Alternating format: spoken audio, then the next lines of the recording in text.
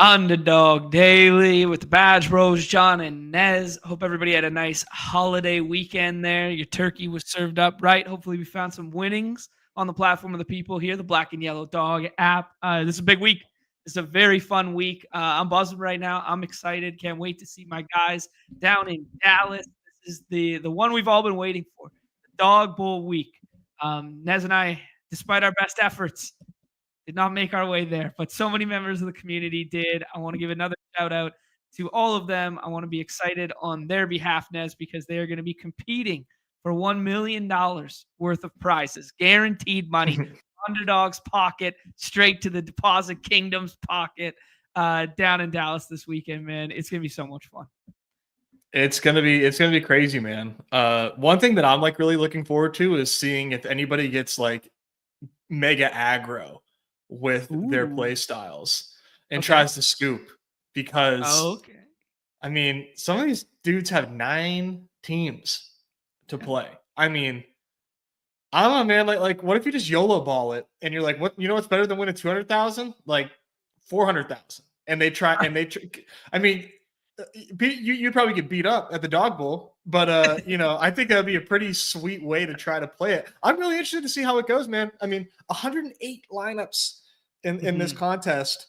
I think getting aggro might be something some people do, but I can't wait, man. Just to get to see you guys. It's gonna be a lot of fun.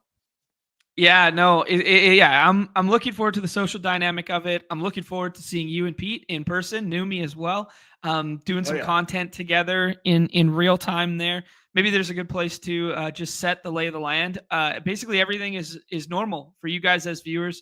This week, we will do all of our shows. I imagine Thursday and or Wednesday will be a paywall one. I think Thursday, something like that. And then Friday will be business as usual, except for not in our normal 2:30 p.m. time slot, probably about 6 or 7. We'll get it up nice and early so people know, but 6 or 7 p.m. Eastern, and we will be doing a live show from Dallas together to do our full off and on the clock there.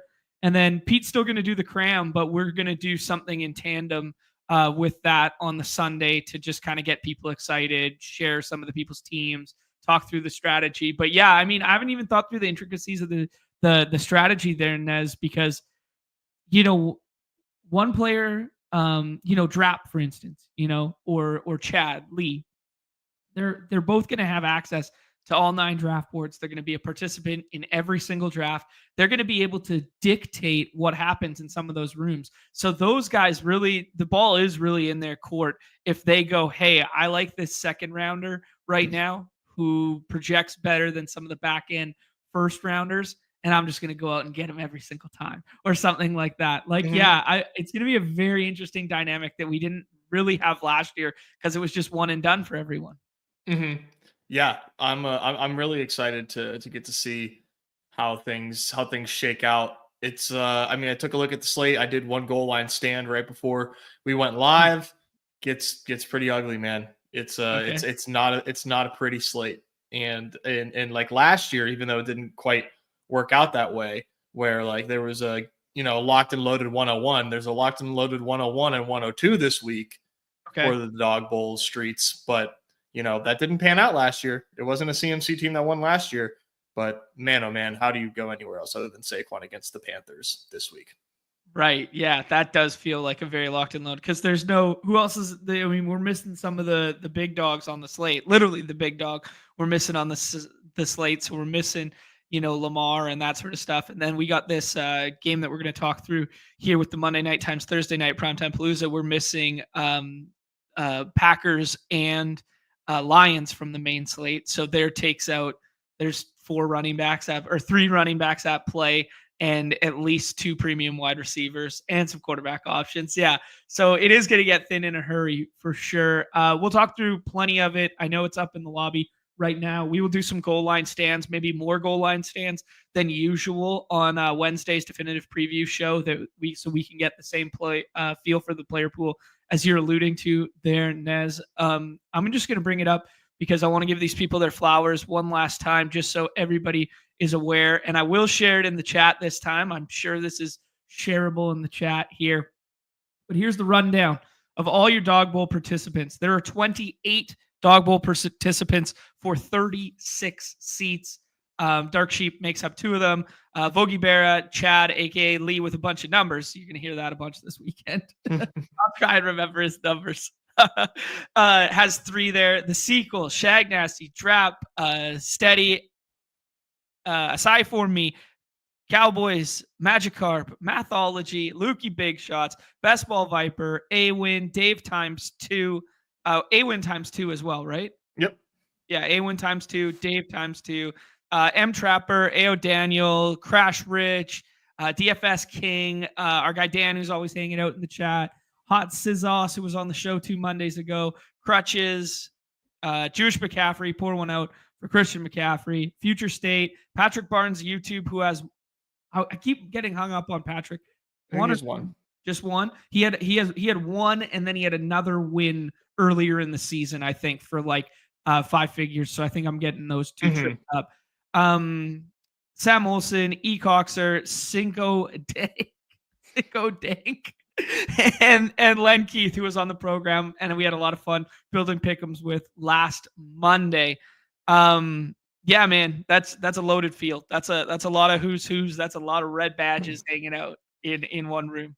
Yep. Yeah, it's gonna be tough, man. These, yeah, it's fun to get there. It's tough to, to win, of course, but it's gonna be a lot of fun, man. Regardless, so super pumped and excited to bring you guys a bunch of content there. Now that I'm not in the Dawg Bowl, I'm going to probably be way more loose with posting and everything. So there'll probably be a lot more like content from me. God, good. The butthole was so tight last year that there was no way I was gonna have any sort of fun. I was so locked in. Let's have that conversation for other people's sake, Nez. Maybe it's something we could talk about on Friday's show and stuff like that. But let's have, because we know all these people, basically all these people are viewers and or friends of ours, most likely both.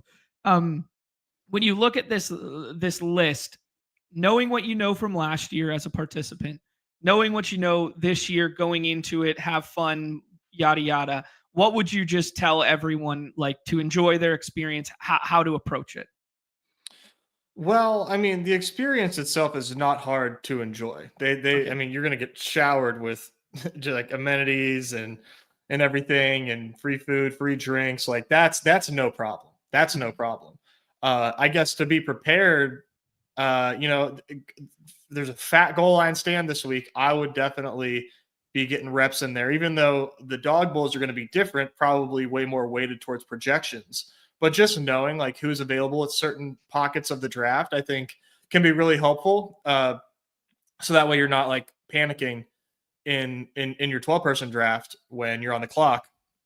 You have an idea of who you can take and who you think might be there in following rounds. So just getting lots of reps, I thought was really, really helpful. Okay, cool. Yeah, no, I think that's a really good that's a really good suggestion for everyone there. What is sorry, I haven't seen it yet. It went up this morning there, and I was looking at hoop stuff. Price point for goal line stand this week is $15. $15. Okay, cool. 100K prize pool. Oh, wow, yeah. 7,500 entrants over here, 20K to first, $15 price point. Nice. So sick. That is very cool. That's a very good barometer for what we can do kind of like rest of season. Obviously, there's going to be a lot of emphasis on it this week, just given that it's Dawg Bowl week and, as you're alluding to, people getting reps and whatever. But this is our first full week of slates without the Dawg Bowl, without the Thanksgiving stuff. So it's going to be interesting to see, what we can do this week, because I was pretty shocked on Sunday morning there when I set my alarm to wake up early and do drafts and stuff. And almost everything was full outside of, we were on fullback dive 2. We were on, DeBomb was only thing with kind of like seats left for me. And there was a new main already up. So yeah, there was a lot of interest last week, even in a week that prototypically would be a down week for the platform. Yeah, it's crazy. I did not expect it to be as frothy as it was. I mean, goal line stand was looking like, it might not fill as early as Saturday, and then it just skyrocketed. It just took no time after that. Yeah. Yep, exactly. Easy with the 1-0-1 strategy of all. Get your opponents lubed up. Mathology, I only draft lubricated. I love it, man. He's playing right into the competition's hands with that move. Yeah, Yeah, looking forward to it. Dark Sheep. I've seen Dark Sheep been hanging out in the baseball streets already, man. Truly sick. I love it. He was filling fast drafts the other night.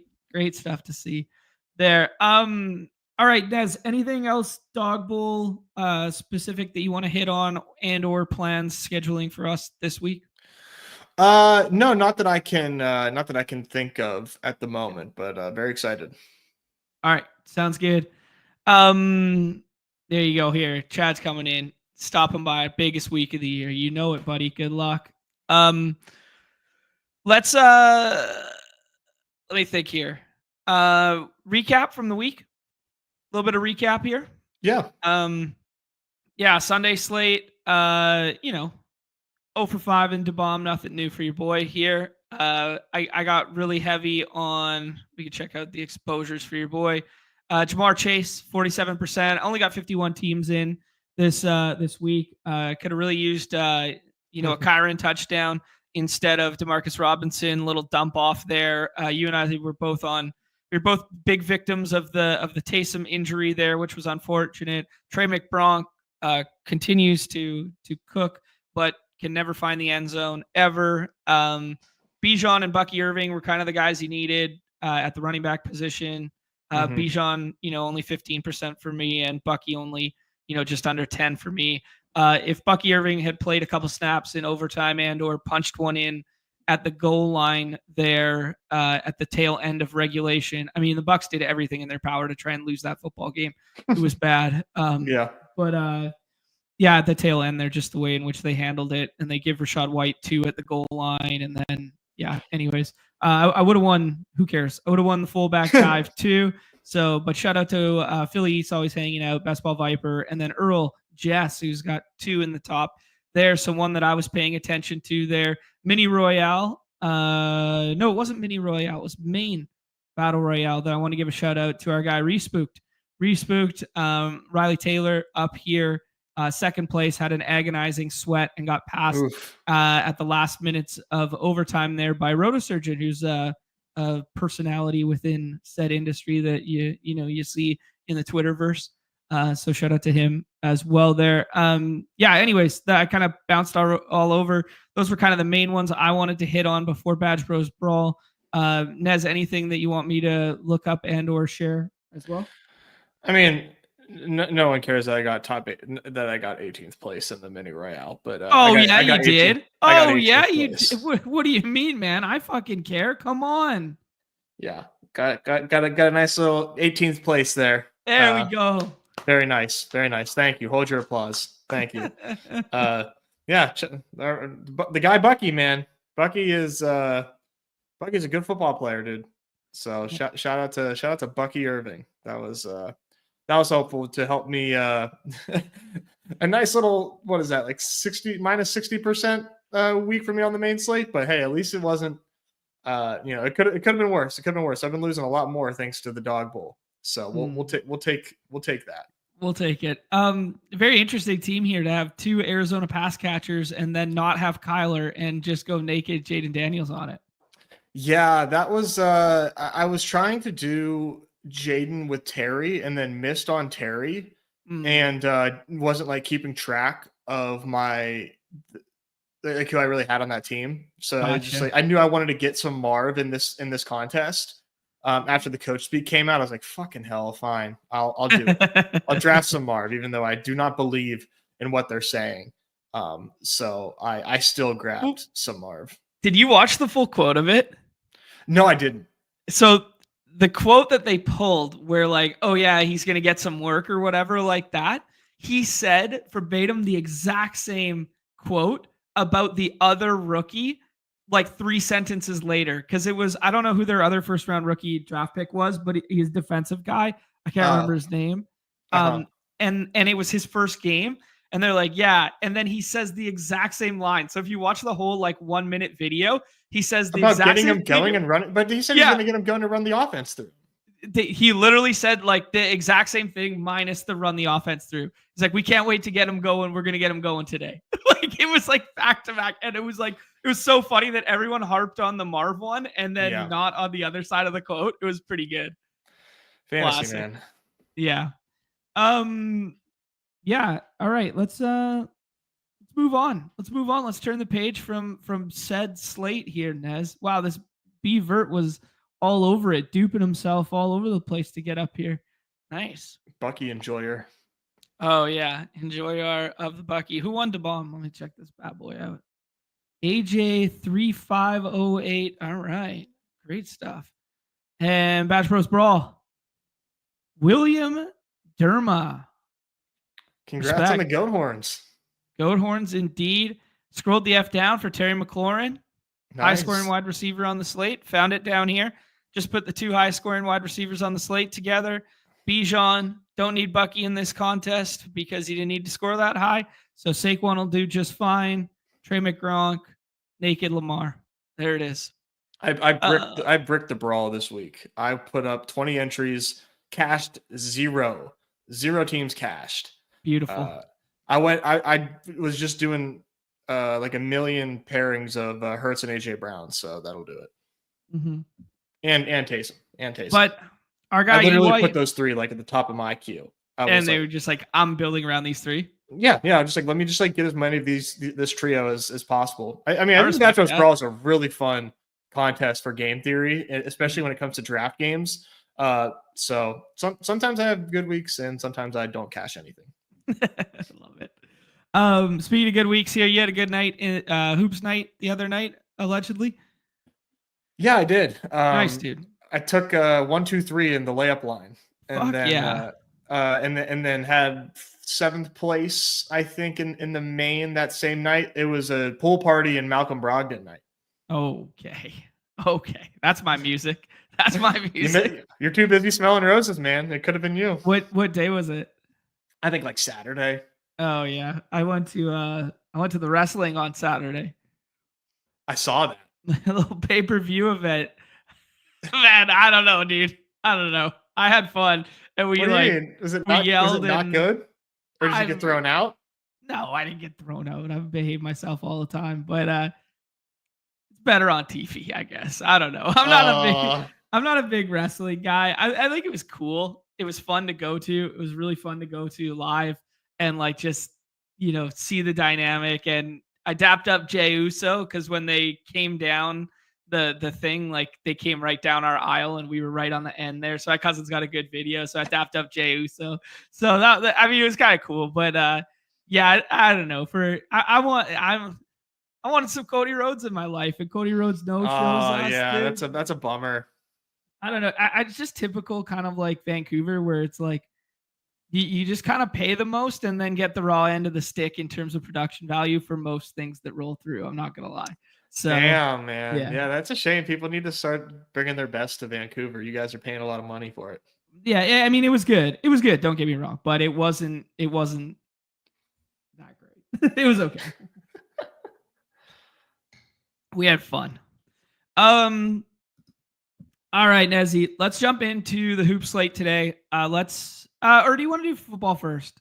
If we do hoops second, we can wait a little bit more on the news. We'll have another injury report in 7 minutes, but pending what side of the fence you're on the news barometer of whatever, I was saying that I thought it was a good early slate. You were saying it was a good draft late slate. So, parsing through that is kind of a interesting discussion in and of itself. Do you think we should do hoops first, or do you think we should do football first? I think we should do hoops, to be honest. Okay. All right. Let's do it first then. Because everybody's waiting right now. Right. Everybody's like trying to wait on the news associated with the slate. Yeah. And maybe they're waiting for us, John. Maybe they're waiting for us to give some opinions on what to do on this slate. Because dude, it is it's difícil, muy difícil. Thanks to Adam Silver for putting like everybody on a back-to-back, and just like coupled with just the worst like injury laden slate we've seen in a long time. On top of that, thanks to in part the back-to-backs, we have a lot to kind of like think about on this one. Okay, cool. So let's go lay of the land on. I will bring up. Hold on one second. I just want to check.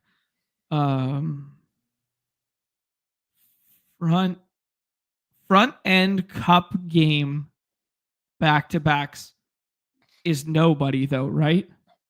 I'm just double checking. I don't really look ahead like that. Okay. I'm just double checking. Okay, yeah. So it's just back end back to backs with some funky stuff that happened yesterday, and there's no front end to the cup stuff for Tuesday. Just had to confirm real quick. Okay, I will go ahead and I will bring up our new home for totals, spreads, action, this sort of thing. Unabated here. Look through some of these games. Yeah, so interesting stuff. You're alluding to the fact, Nez, that Miami is on a back-to-back. Celtics are on a back-to-back. They play each other tonight. Celtics did some weird stuff with the rotation last night. Derek White sat. Jaylen Brown sat. And Zinger played a decent amount of minutes. Al Horford played a decent amount of minutes there. Horford's already been ruled out for tonight. Zinger's already been ruled out for tonight. And now what do we do with Tatum Q-tag, Jaylen Brown Q-tag, and Drew Holiday ruled out his role as well. Oh, and Drew Holiday played yesterday, and then now we got the Q-tags. I think the easy bro science is like, well, the Q-tags that played yesterday or didn't play yesterday are going to play today, and then the other ones are sitting, blah, blah, blah. That's what I thought initially. Yeah. What is your read on the situation with the Celtics tonight? It's tough, dude. It's really tough. But does Tatum play or not? Right. That is like the real thing that's up in the air. That's one that I don't have a good read on. And that is a big reason why I'm not drafting right now. These other things that are that were up in the air earlier, I was feeling pretty good about my read on them, and the draft capital was less expensive, so it was fine. I was taking Zinger in the 5th round because I don't think he plays, but what if he does? What if he does? Then wow, you have 5th round Zinger, and that's unbelievable. But a swap in the 5th round is really no big deal, especially fingers crossed I can get Peyton Pritchard on those swaps as well. So hopefully I can get some of that. But the Tatum one is really tough because you got to pay a big cost on Jason Tatum. Initially, I didn't think he was going to play. But now that they rolled out all these other players, I kind of lean more yes than no, but it's 52-48 for me that he plays. Okay. Yeah, I kind of see it similarly to you. I think Jaylen Brown plays tonight because it was an illness tag yesterday. I think that was the classic anticipatory. We know Zinger's not going to play back-to-backs, and we know Horford's not going to play back-to-backs. Let's just make sure we have one of our good bodies for tomorrow. I think the fact that they lost that game to the Cavs yesterday kind of matters a little bit, I'm 90% certain on that. I was watching that game too. They were up 10 with 8 minutes left or something like that, and then they lose by 4. So it's just one of those little things anecdotally in my mind that a superstar player would want to play the following night after that takes place. You know what I mean? Sure. Yeah. Okay. No, I can buy that. I can buy that. I think either way, what you're hitting on here with the Peyton Pritchard stuff, we saw him play 31 minutes, I think it was yesterday. I'll look it up in half a second here, so we're actually correct on that. Sam Hauser drew into the starting lineup yesterday. We're gonna have a new starting 5 today. Yeah, I'm just thinking through how this is gonna play rotationally, and I think irregardless of the Q tags, all 3 Q tags should go every draft. I think Pritchard, Sam Hauser, and then whatever you want to do with the 5 minutes there, Keita and Cornette, between those two, all become draftable. And the reason I was kind of this is a good early draft slate is because if we get the news, everyone's going to have Pritchard, and Pritchard's going to go really high. He's going to go 4th round or 5th round or something like this. Without the news, because it's a 4-game slate, without the news, you can just take him in the 6th. I was thinking of combos that are available on these shorter slates versus if it was a 9-game slate, it wouldn't matter that much. You just take the Q tag and then swap to the highest projecting value piece that we get late. Whereas I think it matters a little bit more on a 4-gamer. Does that make sense?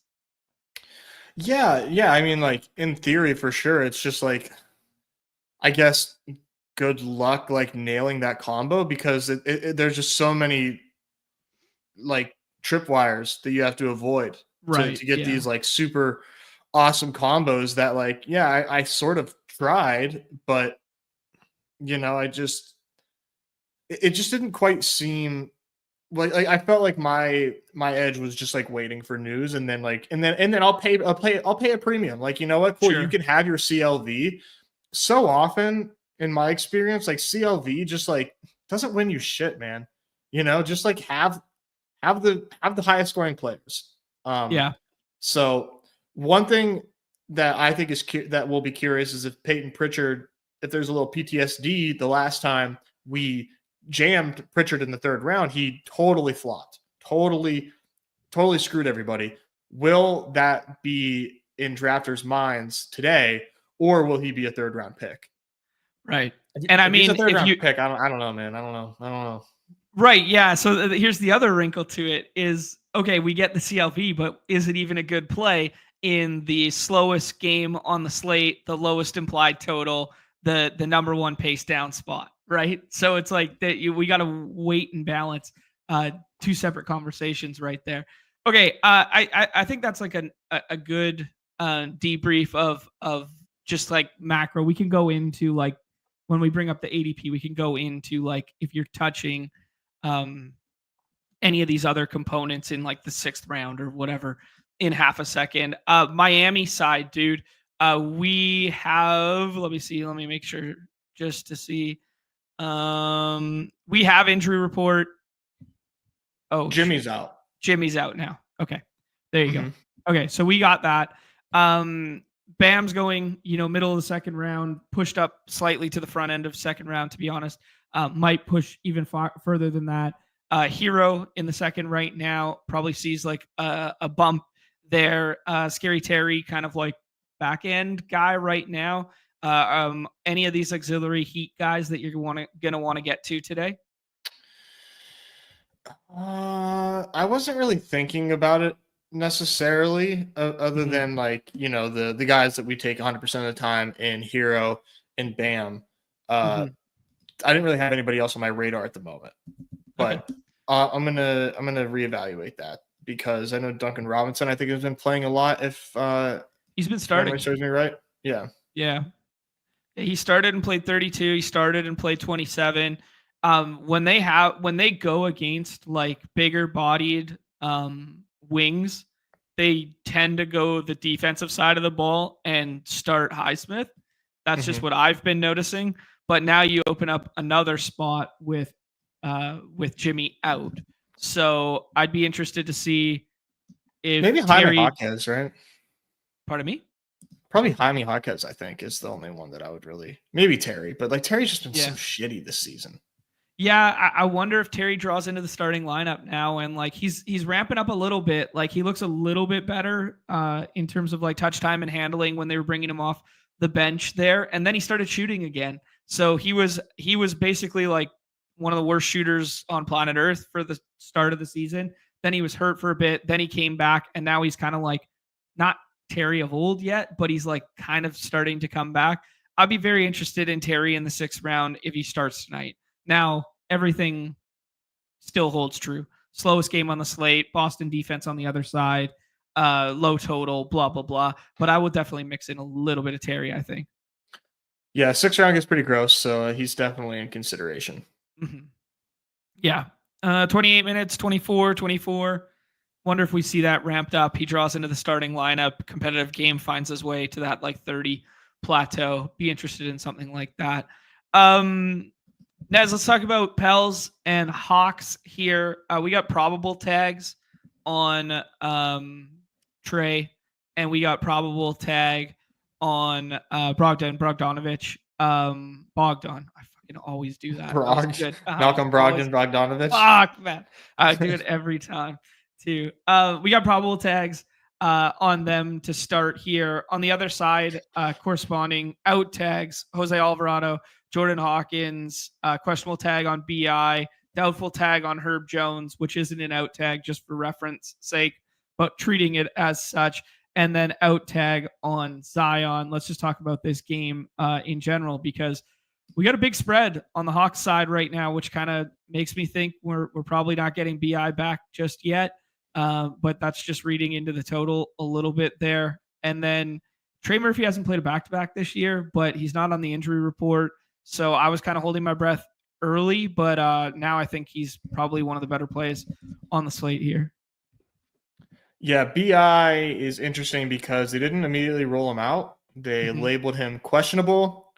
I hear what you're saying on the spread, but like Pelicans, we love them. I just don't think that the market has as much respect as we do for them. And if Brandon Ingram plays, is he going to play more than 28 minutes? I would be probably surprised. He's missed quite a few games in this recent stretch with this ankle, and they don't really look that competitive as a team as is. So, I would take McCollum over BI.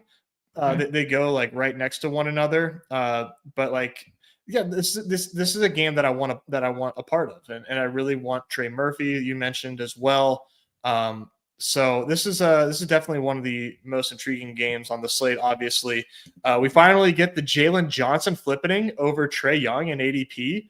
Yeah, I saw him go 101 once. I think trying to get ahead of some AD injury report stuff. AD is probable, so maybe a jumping of the gun there by whoever did that. But dude, I don't know that Jalen Johnson. I love Jalen Johnson. It's on record. It's obvious. Everybody loves Jalen Johnson. Man, I don't know that he should be going ahead of LeBron, but that's what we got right now. Yeah, no, I agree with you there. We'll get to Lakers injury report in a second. It dropped kind of at the top of our show there. And yeah, I was a little surprised that there was no funny business, no Q tag on one of the big Lakers side. So maybe someone was just, wish casting, that sort of thing. The one thing that I would say about this one, given the total and the spread and whatever, is it's probably number one blowout risk of the night, especially if we get, the fact that they're on a back-to-back and the fact that DeJounte's only back for his third game. CJ's only back for his fourth game. Trey Murphy hasn't played back-to-backs. If this game gets out of hand in the same component that it did last night against the Knicks, we could see 22 minutes for some of these guys, right? Yeah, there's always a risk of that. But dude, every game on this slate is a pretty fat spread. That's 7, 8, 8, 9.5. I get it. Don't get me wrong, but yeah, it's tough, man. This is just one of the many components of what makes this slate really difficult. For absolutely. I think this is shocking. Last night, DeJounte and Trey, basically their minutes completely lined up together. They were the two guys. CJ had a little bit of isolated time on his own to run the handling for the second unit kind of thing. So the minutes of Trey Murphy and DeJounte kind of they checked in and out together the whole time. They both played 29 minutes, okay? The final score of that ball game was where was that looking? Oh, I really, really effed it there, Nez? The final score of that ball game was 118-85 for the Knicks. I will ask you, what was the plus minus of Trey Murphy and DeJounte Murray? They played 3 quarters of basketball together for 29 minutes. What was their plus minus last night? Minus 30? They were minus 34 together last night. Ooh-wee. Yeah, unbelievable. Oops. Oh, they got absolutely cooked. So DeJounte, CJ, and Trey, I guess the nice thing you could say about them is none of them played the fourth last night, not a single minute in the fourth. They waved the white flag early, kind of meaning that in preparation for tonight. Yeah, I can get behind that. Okay. I like the Pelicans in this spot against the Hawks, not necessarily to win the game, but for fantasy purposes. Yeah, I think they're great picks. But DeJounte's also a top 10 pick, so people agree. Yeah, good point.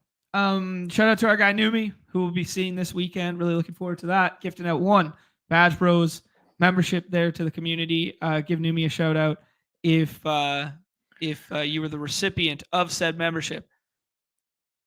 Yeah, I also want to give a quick plug, John, while we are using Unabated. They do have a Cyber Monday sale up. I'm going to post a link in the chat here if you're interested in that. This leads to their Twitter post advertising said deal. If you are already a member of Unabated, you can still get access to this deal. It's like 40% off. Their biggest deal of the year, they said. And I'm just, I use this, and if you want in on Unabated, you can still use promo code BADGE with this. That still gives us a little kickback, still helps us out a little bit. This is the biggest sale that they're going to have for this stuff, so I highly recommend it. I use it for my NBA process every single day. It helps us out too. So if you're looking for a way to support us and want a way to improve your NBA process, that's a nice way to do both. So just wanted to put that out there for the good people at Unabated while they're running this sale. Give them a little promo, beautiful little plug. Yeah, and they also, I know we've been using this interface and using the props and stuff, and we haven't brought their projections up on the screen, partly because it's paywalled and whatever, but I do want to remind everybody that they do have projections that run up to the minute and factor in all these injuries and do conditional projections as well. They just come out slightly later in the day, about 4 p.m. Eastern-ish there. So if you guys are looking for those, they're under the NBA tab, under props. Here, I'll show you guys. Under props. Am I showing enough of the screen here? Let's see, Nez. Yep, it should show. Yeah, there you go. And then where you can do the conditional projections or the custom ones, you can click this little green button here to download them in CSV. And then you can mess around as much as you want, re-upload them. You can do the conditional stuff, like they have 50% to play, 50%. You can take people in and out of them and get kind of like a better feel for the slate as well. There. All right. Cool. Scott, roll the film back a little bit if you want to hear the Celtics breakdown. We already hit on Celtics and stuff like that. I did not ask you, Nez. Do you think so? If we assume Tatum in, we assume Jaylen Brown in, we assume Derek White in as of right now. Do you think they go back to Sam Hauser and Luke Kornet in the starting lineup, or do you think they go to Keita, Sam Hauser? Any matchup specific thing there? Do you think they overlap the bigs at all in terms of minutes in the front court? I definitely think Keita. They seem to really like Keita. Yeah, he's been playing ahead of Kornet rotationally. Like last night, they went to Keita very minimally, but they went to Keita as the third big. Hauser got the start last night, played 36, so definitely seems live to start. Kornet hasn't really played a lot, it looks like, either. So I'd say maybe something between Keita and Hauser, perhaps. But man, Pritchard looks like a lock to start. I'd be kind of shocked if he didn't start, but I kind of thought that the last time. I don't know. Kind of thought that the last time too. Yeah, I mean, he didn't start last night, and he still plays. Whatever it was, 31. Yeah, maybe they just keep him 6-man. Yeah, 30. Yeah, he played 36 last night. So did Hauser, but Hauser was the one who started. He closed over Hauser basically, and then Hauser came in and out at the end there. So yeah, we'll see. That's a interesting one to have there. I'd imagine he still comes off as sixth, but if we get no Derek White, then they probably both start. I don't know. Maybe they don't. Maybe they play big. It's a clusterfuck. I know. Yeah. Either way, he's a good pick. Yeah, either way, he's a good pick in our games. All right, let's talk about we did Pels, we did Hawks, we did Heat, we did Celts. Let's do this Lakers stuff. Lakers and T-Wolves tonight. Interesting stuff with the T-Wolves, man. T-Wolves have had Connolly in and out of the lineup, and they have had why am I blanking on who's the other guy that they've had in and out? Oh shit. Whatever. They're running decently condensed though, which is something we couldn't really say of them last year. They're only playing 8 or 9, that kind of vibe. And Rudy Gobert's playing 36, 37, 38 minutes a night, clockwork. And we used to deal with this Rudy Q tag all the time there. Julius Randle not shooting a ton, which is just an interesting dynamic to parse through in general there. Start on the T-Wolves side. Any interest outside of the obvious, Randall Gobert and Edwards go every draft? Any leans? Let me take a look here because I've seen Anthony Edwards go in a wide variety of spots tonight. Okay, he's got a 37.5 PRA, pretty damn solid against these Lakers. And right now he's going ahead of LeBron. I would take LeBron over Ant-Man. Yeah, I think so too. But Anthony Edwards, pretty damn good pick, and definitely would take him 5. I think 1, 2, 3, 4, 5 makes sense for Ant, but that's where I would have him. Randall seems to be like a pretty good click here as well. I like games against the Lakers. I know that people may get a little queasy trying to take a forward against the Lakers with AD on the court, but I think this is a pretty good spot for Randall tonight. I think his pick'ems are also like pretty damn nice as well, if I remember correctly. 32.5 PRA, pretty solid for this slate. But I mean, damn, he's going pick 11. I mean, this is how dire the slate is. But he's a good pick where he goes. Now, Rudy's a tough one for me. I'm not gonna have a lot of Rudy tonight. Okay. Yeah, I mean, like he's a dude who gets home via the stock and that sort of thing, and we just haven't seen it. The minutes are there this year where the minutes weren't there in the past, and he was a rates guy. Now the minutes are there and the rates aren't there. Like he's not contributing offensively in almost any regard whatsoever, and you're basically just hoping and praying for stocks and boards with him at this point, despite the large minute load. Yeah, he's just been really mid all season. Like a cool 30 something points, like that's nice. Take 30 something. But I'm going Cam Johnson over him. I know he's listed as questionable right now, and I think he kind of got banged up last night, if I believe. Tweaks his ankle, just tweaked it. I'll be fine, he said. I'm gonna do everything I can right now to get ready for Monday night. I Cam Johnson over Rudy every single time for me. Okay, I respect it. We will get to Nets, but they did submit their injury report at that 2:30 mark there when we started the show. He's listed questionable, as you alluded to. We'll get to the other guys because they are very, very thin. So Cam Johnson is going to be presumably a big riser here over the next little bit, despite the Q tag. I think that's a good little foreshadow there, Nez. Lakers side of the ball, dude. Lakers injury report came out right as we started. People were doing weird stuff in their rooms early, anticipating potentially like an AD rest day, potentially a LeBron rest day. LeBron's not on the injury report at all. AD is listed with the probable tag. Austin Reeves sat last night. Cam Reddish sat last night. They were both illness tags. Cam Reddish was the illness tag. Austin Reeves was like a pelvic something tag there. And then,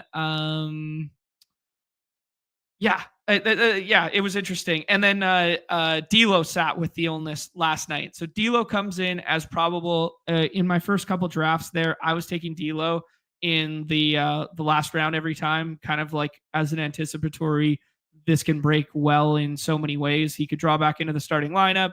He could, Reeves could sit, LeBron could sit, AD could sit. Maybe it would not be the greatest pick in the world as of now with our newfound information, but I still think 28 minutes out of D'Lo, whether it's off the bench or not in this spot, looks okay. So I was mixing him in the 6th round. Thoughts on, just macro Lakers, Nez?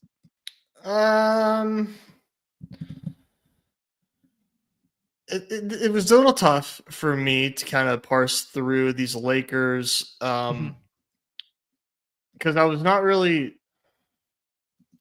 in on Reeves playing and thinking that Rui was like a really, really sharp pick in these drafts. Now we get the probable tag on D'Lo in a Remember Me game with Cam Reddish questionable tag.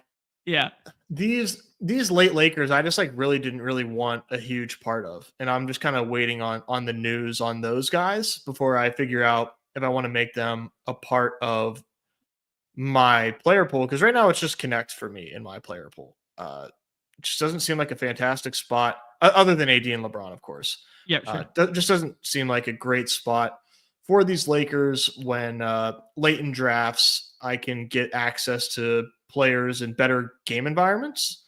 Okay. So that's sort of where I'm leaning at the moment. But as we lose, very important pieces of this slate, and I haven't drafted since, it might make more sense for me to incorporate some of these Lakers. I would probably take D'Lo over Reeves. That's what I was at the moment. Rui over Reeves as well. Reeves hasn't had the fantasy production that we're used to as of late, and it's a tough matchup. And he's got the Q tag. I'm totally fine not having Reeves on my teams right now. I would prefer second unit D'Lo handling right now than like fourth option Reeves in the starting lineup.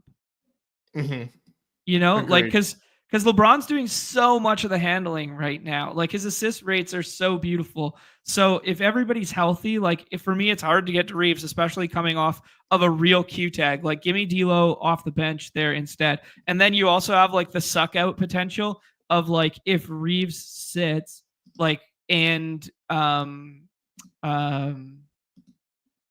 I blanking on the kid's name? Hood. Rodney? No. Whatever.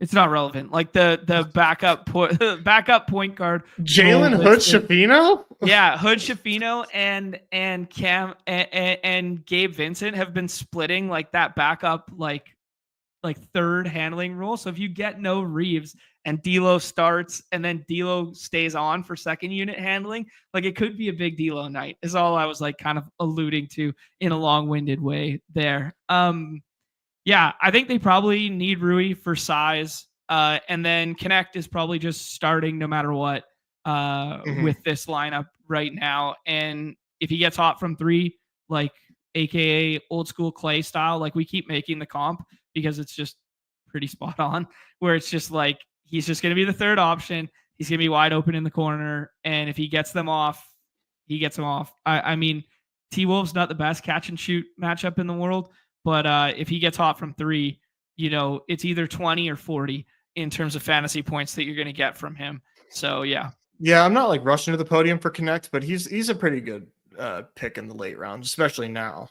Yeah. You want to talk about like ceiling outcome potential, right? Yeah, and it's like, what is the Connect ceiling? I don't know. I think these other guys have better ceilings, but Connect could easily be helpful to a top 1% finish tonight for sure. No word yet. I don't know about college football playoff draft contest yet. No word on that. They've been doing college football all season long, so I'm not sure about that one for you, DK Dub. Maybe this guy, Nimi 2, can answer that question for you in the chat there. But I didn't realize that it was Vikings Steelers this weekend, dude. It's not. I don't really know what he's talking about. Oh, okay. So he has no idea. I wasn't sure. Oh man. Yeah, I mean, Tyler, I agree with you here. If you can get Murphy in the 6th, no chance. Trey goes before that, man. Oh, Super Bowl in general. Oh, future Super Bowl. Just the Super Bowl. It's happening. Yeah. Yeah. Nick, we hit on this one, man. It is. I think it's low-key scary Terry gets back in the starting lineup day today. I low-key think it. Nez is not as he's not as bullish on our guy. I haven't a lot of news broke before or after I did my last draft, so I don't know. Okay. I don't know. I'm just holding out. Last game on the slate there, Nez. Brooklyn and Chicago. Highest total, highest pace by my Bro Science metrics here on the side. We got a Q tag on Kobe White right now, which will play big into Bulls rotationary stuff there. Patrick Williams is still out, which brings Io presumably into the conversation for starting yet again. And then on the net side of the ball there, no other Bogdanovich, the other one. No Noah Clowney, no DFS. Cam Johnson, as you alluded to with the Q tag, but then provided us the quote along it. No Cam Thomas, no Zaire Williams, and no Ben Simmons, who got banged up last night there.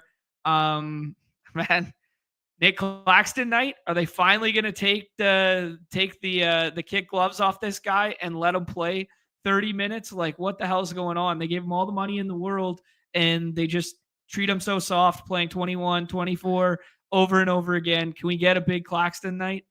I mean, I have a lot of Claxton right now. They're on Sharp off the injury report, who's probably going to be rotating with him, I would imagine. Yeah. So it's probably like 26, 22 Okay. for those guys, because I don't think they're going to give Dayron a ton of run in his first game back, but he plays the 5 for them. So he's going to overlap. But I love Claxton tonight, man. I mean, this is a pretty obvious spot for me for these Nets that are healthy against the Bulls. Schroeder is it's just fun to be taking Schroeder as early as I am, but I am taking Schroeder really, really high. I mean, what's his ADP right now? I was going to say I'm taking him over Julius Randle, but I think his ADP is now over Julius Randle. Wow. No, it's not yet, but I am taking him over Julius Randle. And I think I might end up taking him over Hero too. I haven't quite decided yet how I want to attack this slate for the rest of the day. But I mean, Schroeder's in an incredible spot. He has the steal upside. You mentioned all these injuries. The matchup is pristine. 33.5 PRA. I mean, Schroeder's a great pick. I think the floor is really safe on Schroeder. Which, I mean, yeah, the floor is safe on a lot of these like high end picks, but not always. Not always. I think you mentioned the Hawks, man. Dude, my dog is dreaming like a motherfucker right now. Oh, that's he sleeping? Yes. That's so funny. What the fuck is he dreaming about that he needs to be talking like that? Yeah, dude, I think Schroeder, like, we're how many minutes are we looking at for Schroeder? Like 38? Oh, yeah. Like, if this game stays anywhere competitive, like, Schroeder's playing, the ceiling is the roof. Love it, man. Love Schroeder tonight. Love Claxton. Love Cam Johnson as well. God, man, Cam Johnson. I mean, if he's out, like, then I will take the L. But like, I'm taking Cam Johnson really, really high. Okay. Right now. Really, really high. Okay, Cam Johnson or Jaylen Brown? Jaylen Brown, because I think there's a chance Tatum might sit. Okay.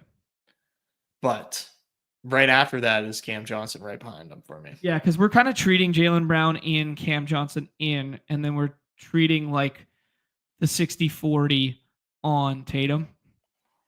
Right, because like if you have so much more to gain with Jaylen Brown if that news breaks in his favor. Right. Yeah. No, I respect it, dude. I'm a little skittish on the Claxton stuff. I'm not gonna lie. Like, when Claxton's ADP is like, it kind of feels like Miles Turner. You know what I mean? When it's like his ADP is getting drafted every single time. I want to be the guy slight fading. When he's not, I want to be the guy who's taking him in the 6th round because of the ceiling potential. But like, we just haven't seen the minutes unleashed. And I got excited when you were like, oh yeah, Darren Sharp's coming back. Like, I was like, oh, that'll be bullish. But then, like, man, they still got Trendon Watford there. Like, they might just be, and you can't really play 2 bigs and overlap them against Chicago because Chicago plays so fast and they have Vooch on the floor. So it's like, they're not going to play them alongside each other. We could get something ugly, like Claxton plays 22, Watford plays 18, Sharp plays 8. Like, you know what I mean? Like, and it just kind of all is a mess. Yeah. I mean, it easily could be. I mean, they've got this dude Keon Johnson playing 30 minutes. Who has Keon Johnson for 30? Well, he played 30 minutes yesterday. Oh, yesterday. Okay, yeah. Or whenever that was against the Magic. Yeah, you mentioned Trendon Watford. He's still there, probably getting 25. Our boy Shake Milton. He's probably not going to start, but could be 7th man there. Like, I don't know who starts tonight for this team. Like, Schroeder starts, Cam Johnson starts, Claxton starts, right? Like, we can just lock those in? Yes. Okay. Now who starts between Shake Milton, Keon Johnson, Tyrese Martin, and Jalen Wilson? Like, fuck if I know. Yeah, I mean, I would probably think Jalen Wilson. Okay. And Yeah, like you said, Watford probably a tough call. They started Jalen Wilson yesterday.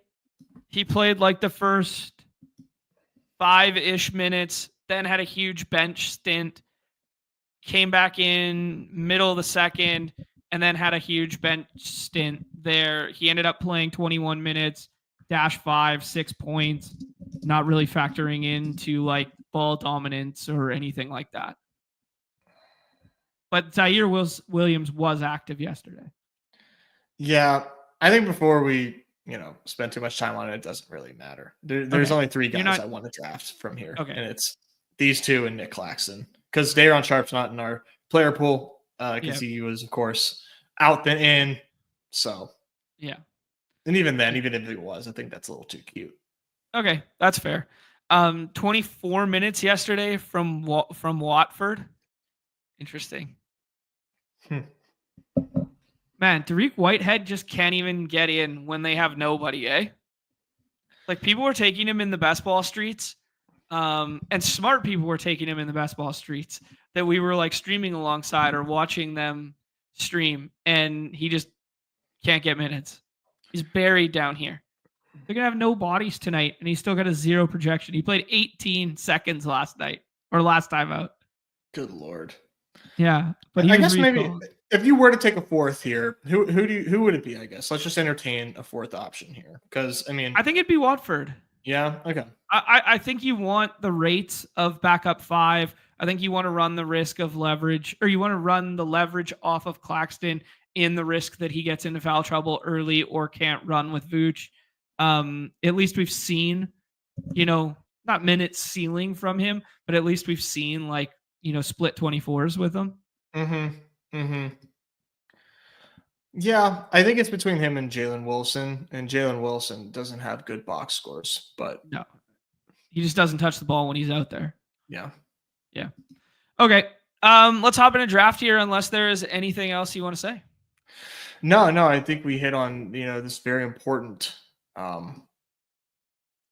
Nets and Bulls game. Bulls, we love Bull slates, man. Anytime they're on the slate, it makes drafting a little bit easier, because you just look at who's playing the Bulls and give them a bump. That's about it. Respect it. Yeah, I think that is kind of like the slop it up fest of the night. That's the game to get to. Yeah, it's for me, it's pretty obviously a spot that I want to be overweight on.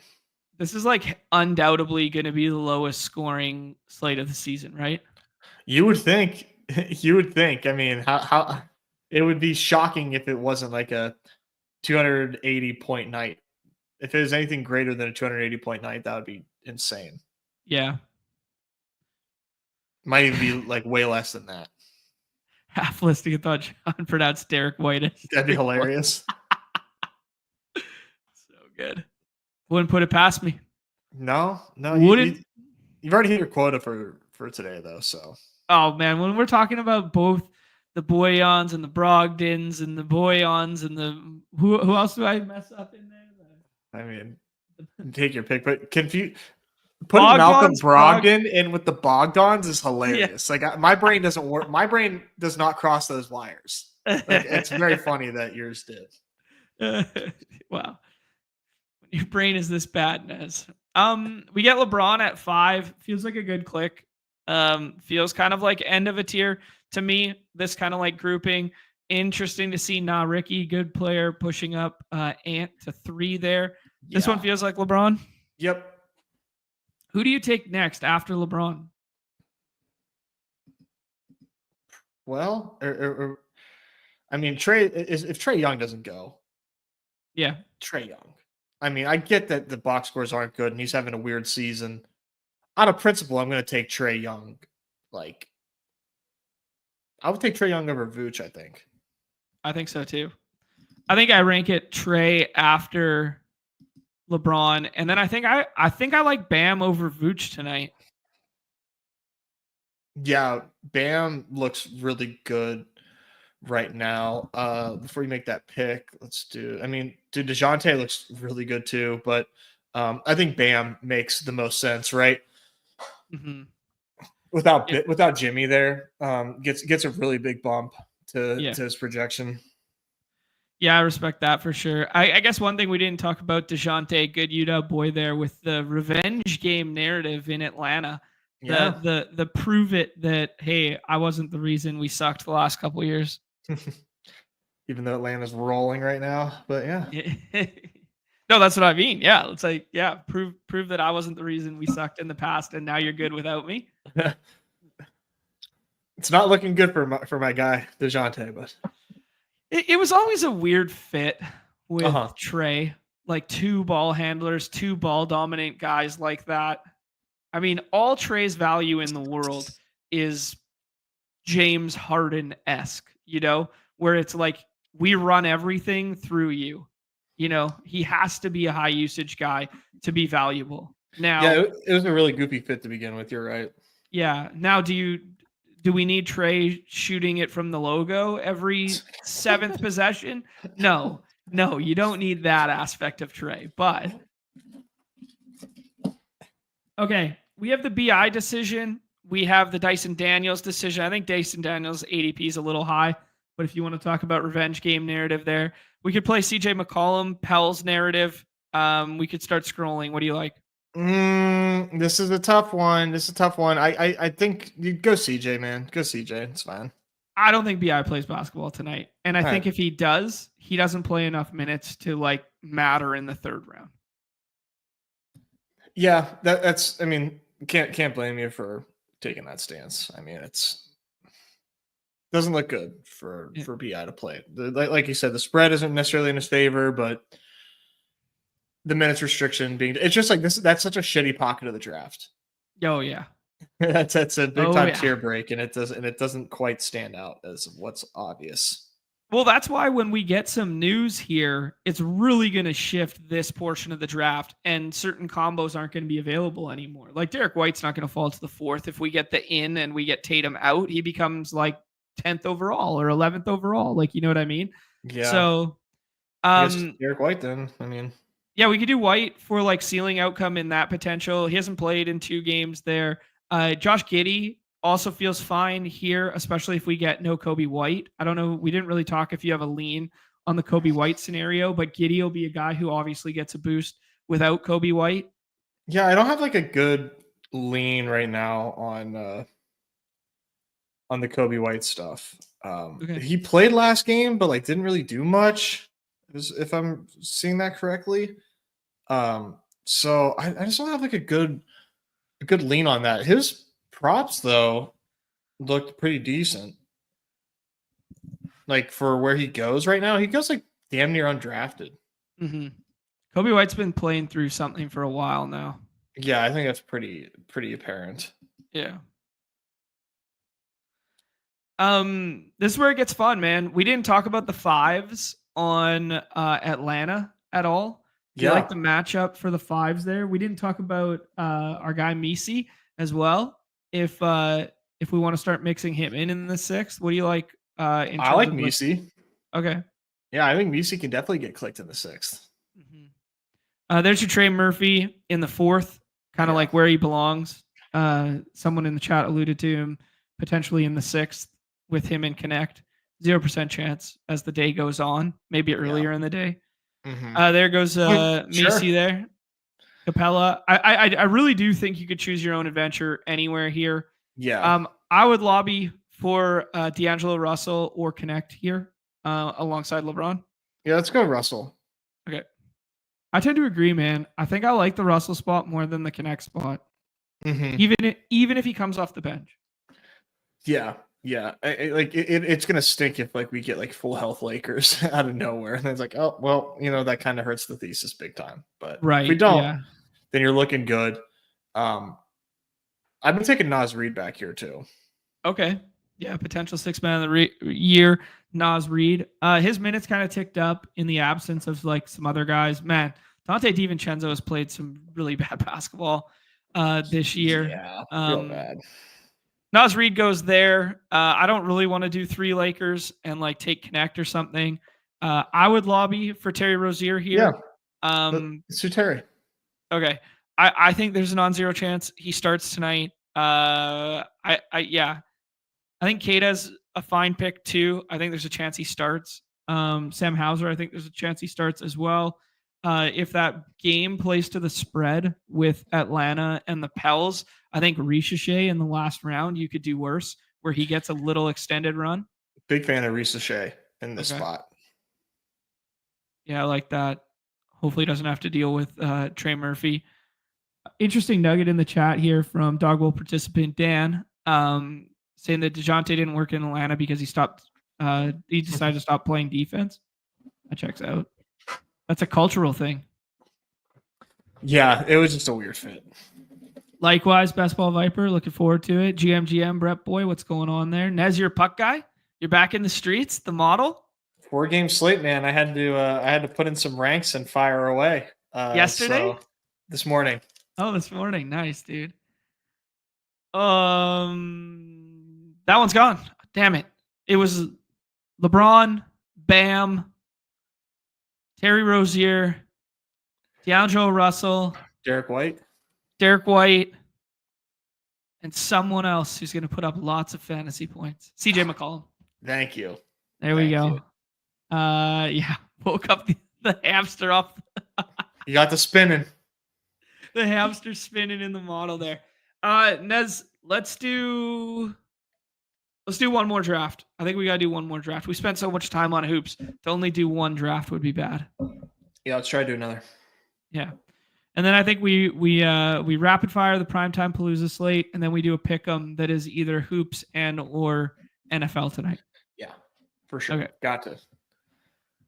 We roll the 101 here. Nice. 80 just stands out like a sore thumb as a 101 tonight. He does. I think he's going to project better. I haven't looked at projections yet. I think he's going to look better than Tatum, but Tatum, 44.5 PRA there. Wow. That's a big number. Massive. That's a big number.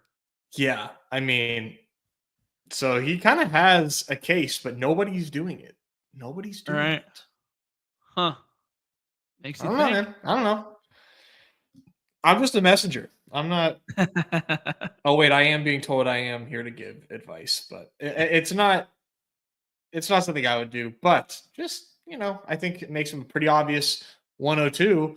But, we have this damn Q tag. So he's not always going 102. All right, let's do this one here. Nez, AD at 1, despite your best efforts to try and convince me otherwise. Yeah, it's got to be.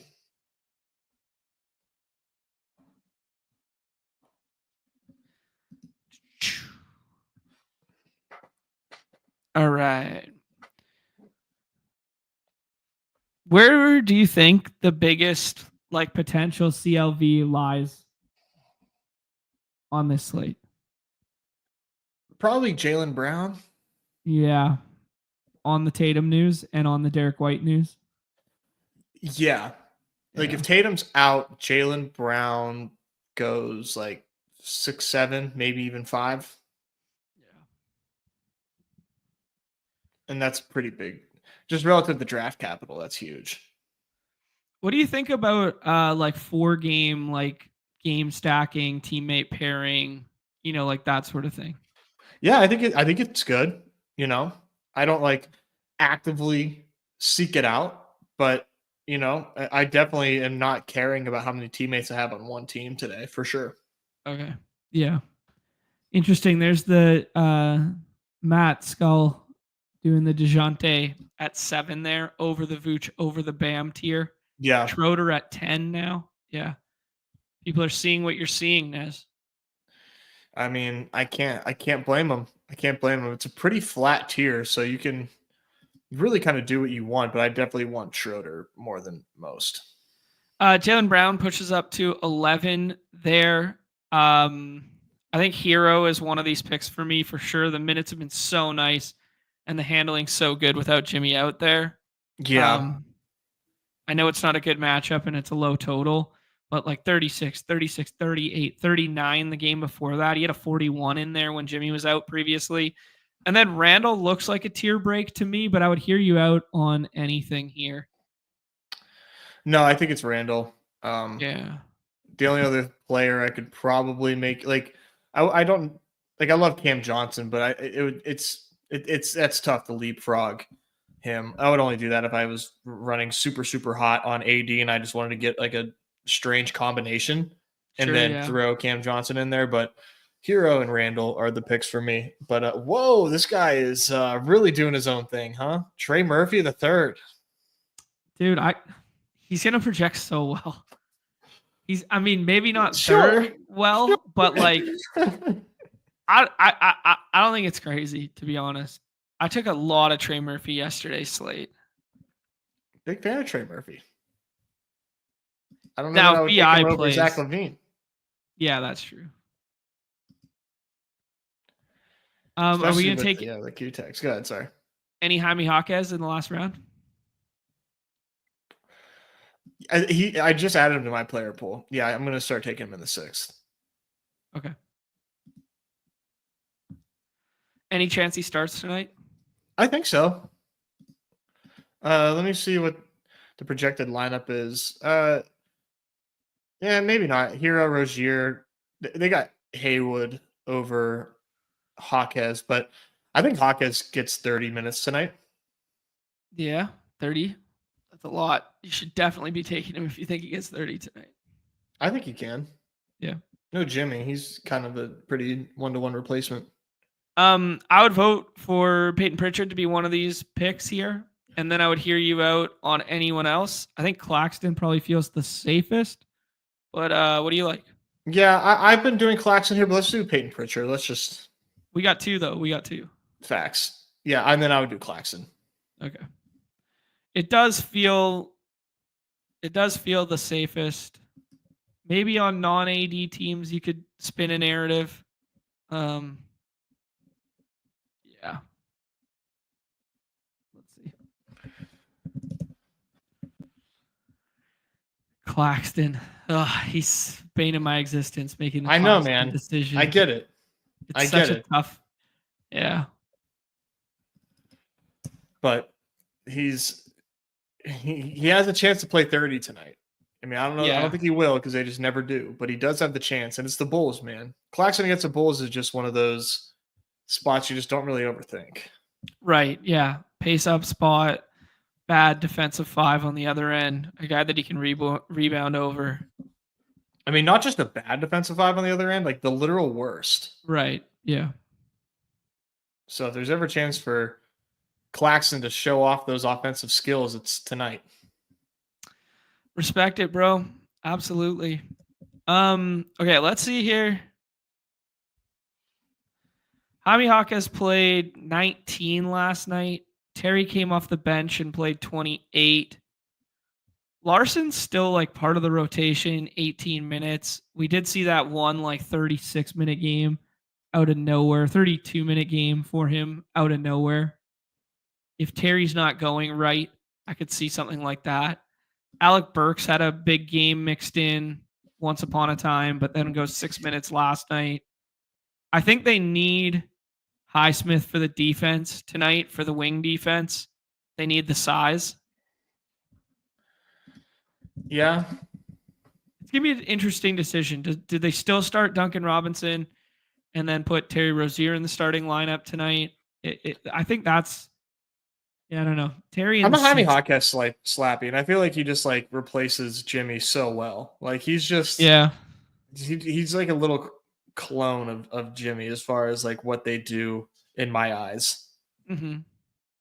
So I'm gonna take some Jaime in this 6 moving forward, but maybe not as much as I'm leading on to, but I'm definitely gonna get there. Okay. We got AD, Hero, Randall, Pritchard, Claxton, Nez. Thoughts on this last one here? Johnny Footballs takes Kata. Really good team we have right here, though. Really good team. Hunter goes. We could do the Naz Reid alongside Randall. Naz Reid, I think. Say again? I think Naz Reid, but if you want to do Misi, we could do Misi, but... I'm good with either. I'm good with D'Lo. I'm good with any of these 3. D'Lo's here too. Damn. Who do you like? I think Naz Reid, man. All right. This seems really good. Sounds good to me. Yeah, hopefully we get. I don't know. Naz is interesting because they're never going to start him. He's just like purely six man. If he gets hot and he gets out there and he runs and he starts filling it up, he still only plays like 23 minutes. Like, you know what I mean? Like, yeah. But he is the safest to be a good sixth rounder in terms of like, floor ceiling combo.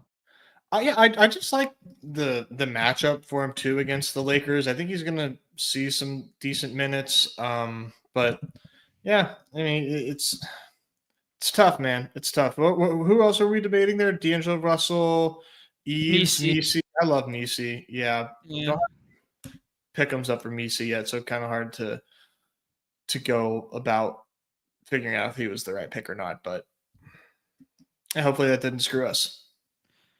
No, yeah. I mean, we're drafting early in the day here, so anything can happen. Man, I'm going to definitely mix in some Watford late. I like the Jaime Jaquez call as a guy to mix in. I'm not sure Brogdon's going to play enough to matter down here, but... Yeah, I don't think he's going to get more than 25 minutes. They're clearly easing him in. Yeah, like he can definitely score in bunches, but yeah. Risha Shave, little extended run with like the blowout stuff. I just like him. Sam Hauser is probably going to start again. He played 36 last night. I mean, you could do worse. Yeah, that's a good one in the sixth, I think, right? Mm-hmm. Brandon Boston blowout run. I mean, if BI doesn't play, man, like, right? I don't think it's bad. Yeah. God, Dante, so disappointing for everyone. What a shame. It's a bummer, man. It's a bummer. I really want him to be good.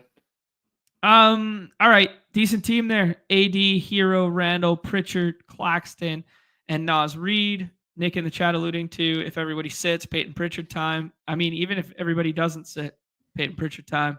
You can still play 31 tonight, 36, something like that. 6-man up. DeJounte going for 20. Rebound plus assist tonight, Nez? Question mark. Ooh, 20? I mean, that's a lot.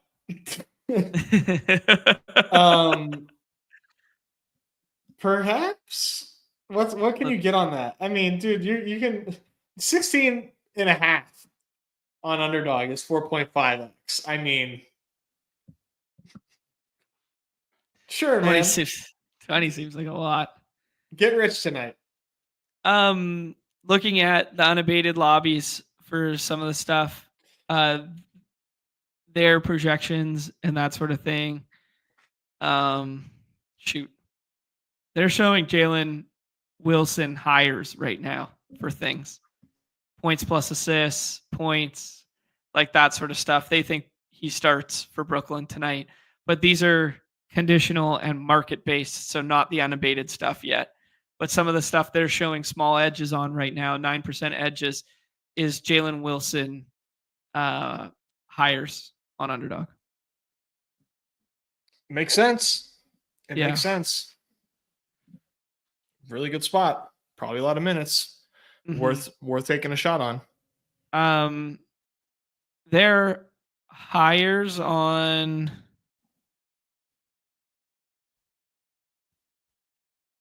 what was it? Rebounds plus assists? They're not even showing it. Yeah, they're not even showing that one. They're not even showing whether it's an edge or not. It's like 11 and a half for what's being offered. Yeah, they don't have it up on unabated right now.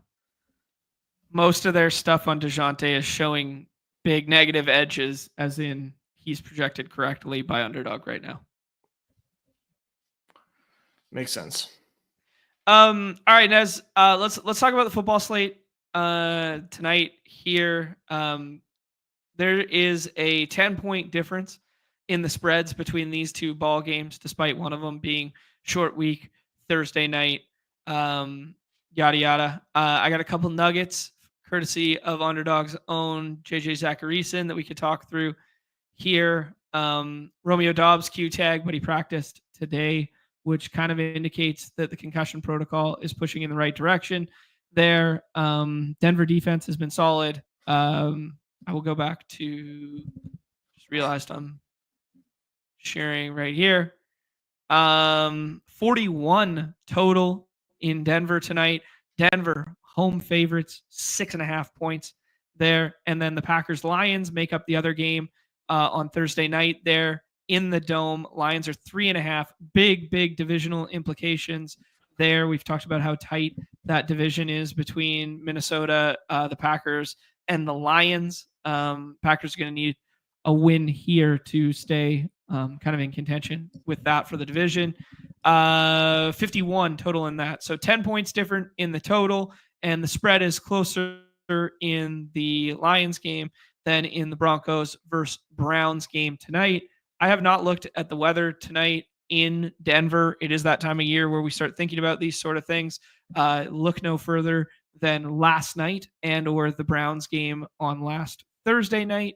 But I am not seeing anything to be concerned about in terms of weather. It's cold, 39 degrees at night, but no precipitation and no wind, so should be fine football conditions. All right, Nez, lots of words there. Macro on the slate for you thus far. I don't know what to make of this Broncos-Browns game. Okay. Don't know what to make of it. It feels like it could get nutty, just like the way Browns games have played recently, right? Okay. They just seem to be going off the rails quite a bit. And the way that Jameis Winston is just willing to just like sling the ball, anything can really happen in these games. I mean, Jerry Jeudy revenge game. Come on now. Come on now. He's been balling, dude. He's been balling. So, yep. Maybe that's the move there. It's a fun slate, man. It's a really, really fun slate. I think right now the move is to get the dip on Romeo Doubs if people are sleeping on him. But I haven't done enough drafts to know whether or not he is being slept on. Okay. Yeah, I mean, Q-Tag, Romeo Doubs, we saw one of JJ's notes that I was alluding to there is we saw Dontavian Wicks just basically as a one-for-one replacement for him. So when you were thinking through your roster constructions, I wouldn't be pairing those two together. Would just kind of be like my one little nugget there is they pair poorly together. So if you just want to take Doubs now and then work off the swap. He still has to clear the 5 stages of protocol or whatever, but he is readily available in every single draft, and he is on track to play right now. JJ's note was Jaden Reed had his highest target share since week 5 without Doubs there, so the 21.4% there. So then Doubs coming back probably negatively impacts that in some regard if we're reading into that. And then without Romeo Doubs, Dontavian Wicks played 82% of the snaps. No, he ran a route on 82% of the team's dropbacks there and was basically a one-for-one replacement. His highest routes and target share since week 5 when they were missing bodies. Interesting note here on the Jordan Love stuff that he's only given one quarterback top 10 performance this year, and he hasn't ranked that highly since week 6. Yeah, he's been hurt all season, That's true. Yeah. And it seems like, the way he was playing last week certainly looked like he was starting to get some health back. Okay. So I'm excited for this game for Jordan Love. He's ranked as QB1 on the slate, which, kind of sucks because I was really looking forward to getting to Jordan Love, but it looks like he's probably going to be heavily prioritized by drafters here. So it looks like an awesome slate to just like punt at QB and really just kind of wait for your last pick to take a quarterback. I really don't see a reason to not do otherwise. Okay. But maybe you don't want to have Jameis Winston. That's fine. I don't think that there's a big difference here. And I think Jameis Winston could easily be QB1. I just don't think that there's that big of a range of outcomes there that says Jameis Winston can't possibly be the QB1.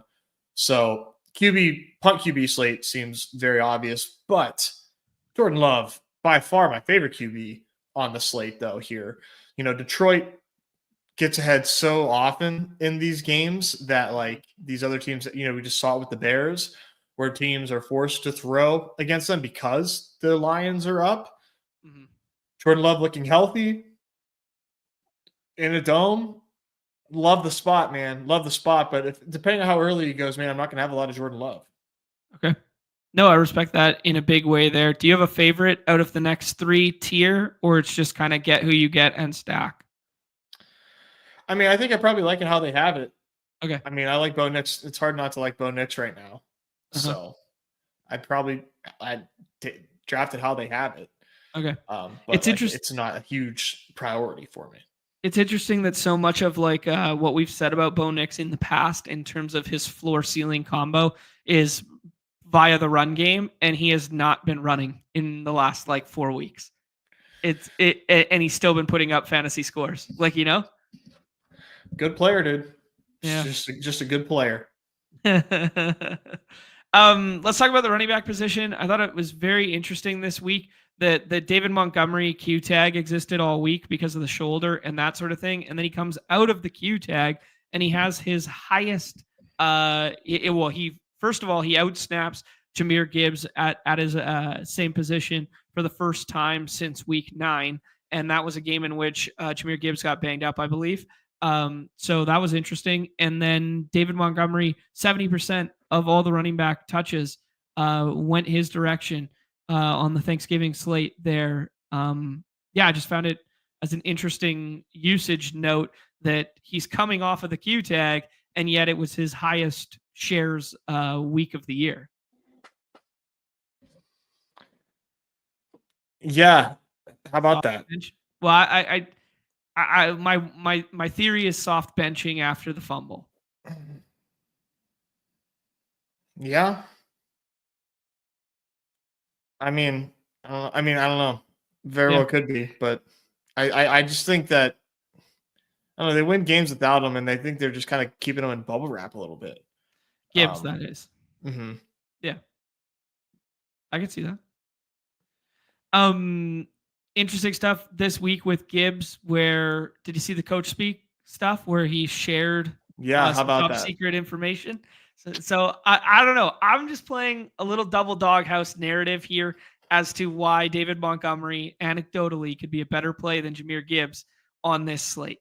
And it's the double doghouse for the exposure of that, and then the fumble in and around the goal line last week that led to David Montgomery's highest usage of the year. I mean, you're not wrong, man, but maybe the punishment's already been served. I don't know. I do think that it's definitely I don't know. You're not wrong, right? Like you're definitely not wrong, but the way that Dan Campbell's been like operating, Jameson Williams, right? Gets suspended for PEDs, and then comes back and there's like no dog housing at all. It's just like you're back, dude. We love to have you. The team rallies around him. They love him. They don't even care. So like, the Gibbs stuff is like, dude, like you're an idiot. Like, don't share our fucking, protection call outs on social media, dumbass. But like, it just didn't really seem to me like a game where they needed to really even use Gibbs all that much. So do you think teams have like a in-house internet sleuth player or staff member rather, who's like their job is to like scan the other team's like social media, be cognizant of like what's going on behind closed doors, like so-and-so broke up with his girl this week, and then they tell the coach and like shit like that? Like, do you think like teams have like it that dialed? No. Like, there's so much analytical stuff and there's so much whatever, but do we have a full circle like the human side of stuff yet? Like, Nez is internet sleuth for Steelers media here, and you're sifting through every opposing player they're playing this week. You're sifting through your own team shit to make sure everything's kosher. I don't think so. I don't think so. I don't even think baseball teams like just to like baseball very. I don't think that they've exhaust resources on things this minute. Right. I don't think they have a W-2 employee out here reading up on 52 players of the opposing team's social media. Oh man, yeah. Alex said that the internet sleuths are the players themselves. That's exactly. Funny. But Mark's saying they 100% do, and that McAfee. Because Mark loves to. Yeah.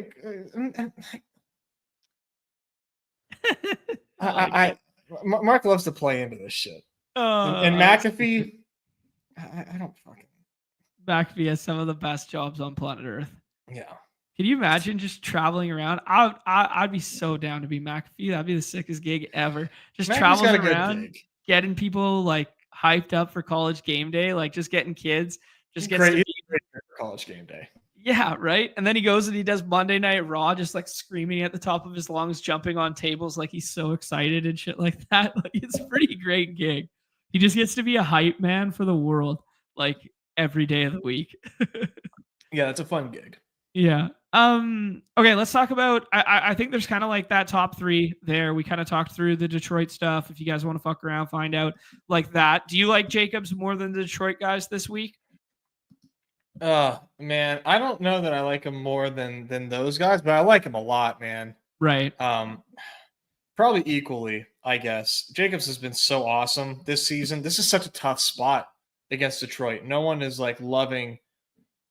to have to face Detroit as a running back, but on this slate, I mean, the usage is pretty locked in, but you know, I don't know if it's worth like getting too DVP pilled on this, you know? Okay. Yeah. Is he your RB1?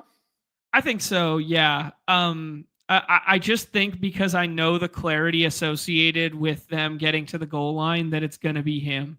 You know what I mean? And then I was encouraged by the pass catching role last week, like 4 catches. That's something that we haven't seen a ton of from him in the past. We always joked about the lack of receiving touchdowns. I am a little interested in the fact that, you know, Chris Brook and Emmanuel Wilson have both been ramping it up a little bit more in recent weeks since the bye.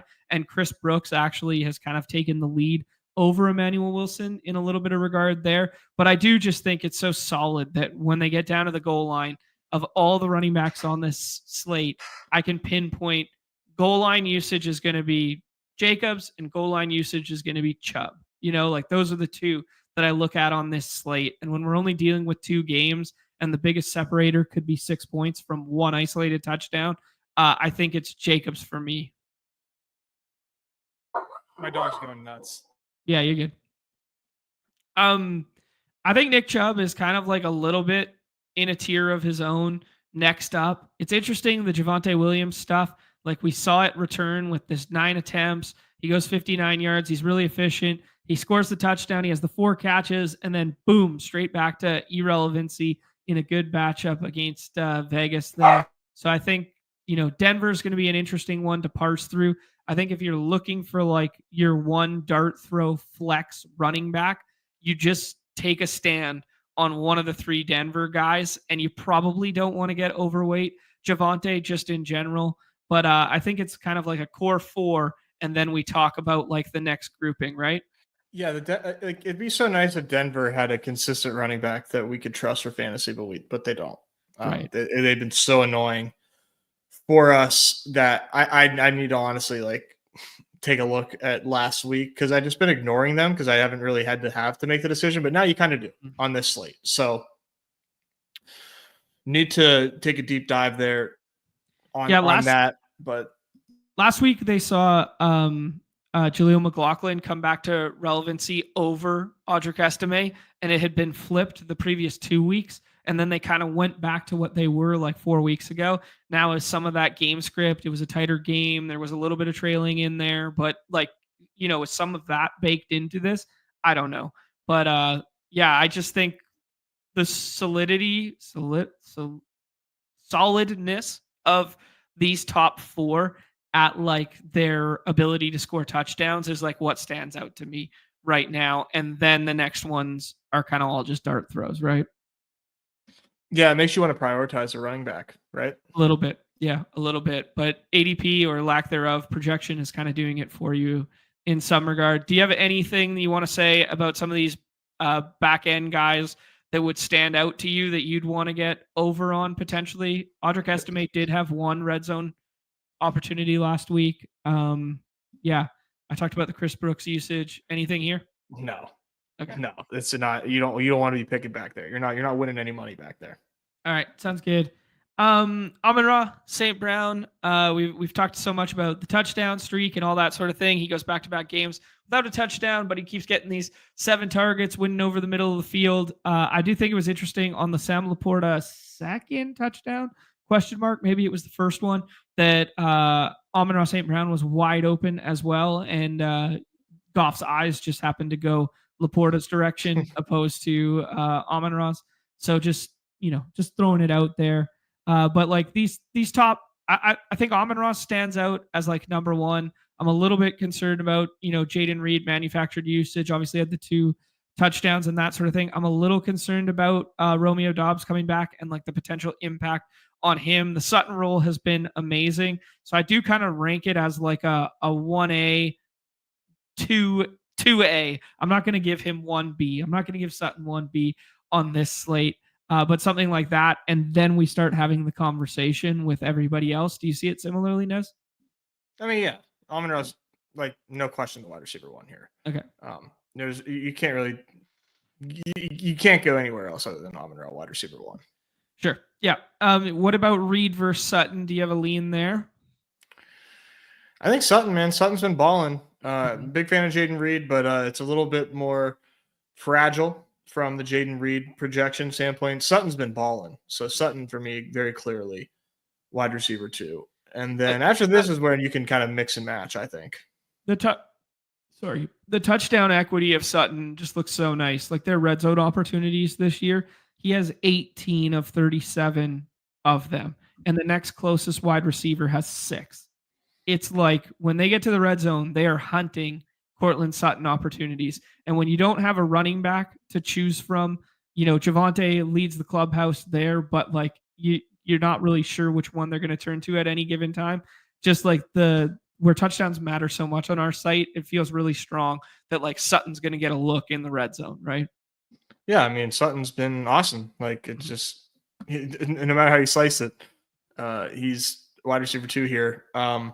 It's just tough because, like I said, I want to prioritize running back. So, like, how am I gonna, mix in these guys? Hopefully, at the 1-2 turn, potentially getting to double dip there. But yeah, it's gonna be tough to get to these guys. Okay.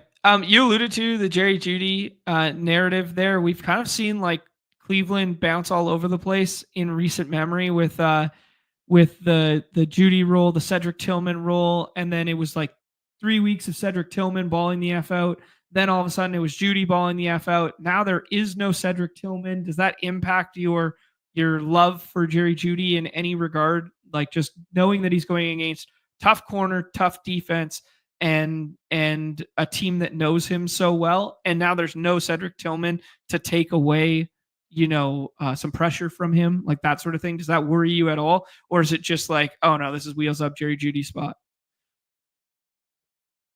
You're muted. Sorry, my dog once again. Yeah. No, I'm not really worried about that necessarily. Like he's just the wide receiver 1 right now, so Sure.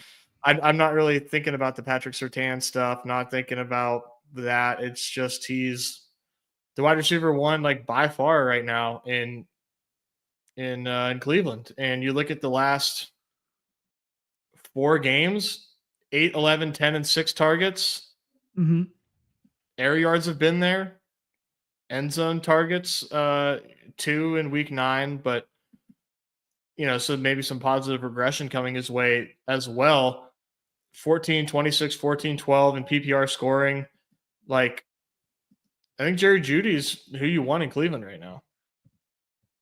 Okay, cool. Other thing I would add is Denver's probably most likely without their cornerback number 2 tonight, and Riley Moss didn't practice all week. Hasn't been officially ruled out just yet, but maybe a potential bullish sign. Oh no, officially ruled out. Just saw that. Okay, yeah, he's already been ruled out. So they're without their second best corner as well tonight. I don't know, just anecdotally why wide receivers would match up a little bit better than traditional data would indicate. Let's talk about kind of like this big clump here. We talked about the Romeo Dobbs getting disrespected because of the Q tag. Is he your second favorite Green Bay option? Do you like him more than Elijah Moore tonight, or Christian Watson potentially on Thursday night? Do you like him at a tier above kind of thing? Yeah, I think so. I'd probably go Amon-Ra, Sutton, Reed, JMO. Like I think the projection ordering, honestly, for the top 5 there is correct. Okay. Probably how I'd have it. And then then I go right down to Dubs. Like I kind of agree with how this is ordered. Okay. That checks out. Anything of the scroll the F down variety for you? I mean, like we always have the home run hitters potential in Marvin Mims and Troy Franklin there. We could talk about Jamari Thrash getting some opportunities opened up for him with the absence of Cedric Tillman. Anything at the low end here that you would be mixing and matching? Well, Troy Franklin, a home run hitter, is probably the funniest thing I've heard all day. But well, maybe more so on the Marvin Mims potential. Yeah. No, I think I would go Tim Patrick before I go to those guys. Okay. Yeah. You'd rather just like the 4 for 40 and hope he finds the end zone kind of thing. Yeah. Yeah. Okay. Vele, those continue to be a part of the offense. So maybe like more in Vele or a tier. And then so is Watson as well, mix in with them. And then I put Tim Patrick like right behind those guys, assuming that if Dubs is playing, like Wicks is just like a non-factor. I agree with you there. Yeah, I think Wicks is entirely dependent on Dubs, and he's kind of like swap only for me. And then, I like what you're spitting here, dude. I might do a Thrash one here or there in the larger contest, just for the potential of the WR3 role. But yeah.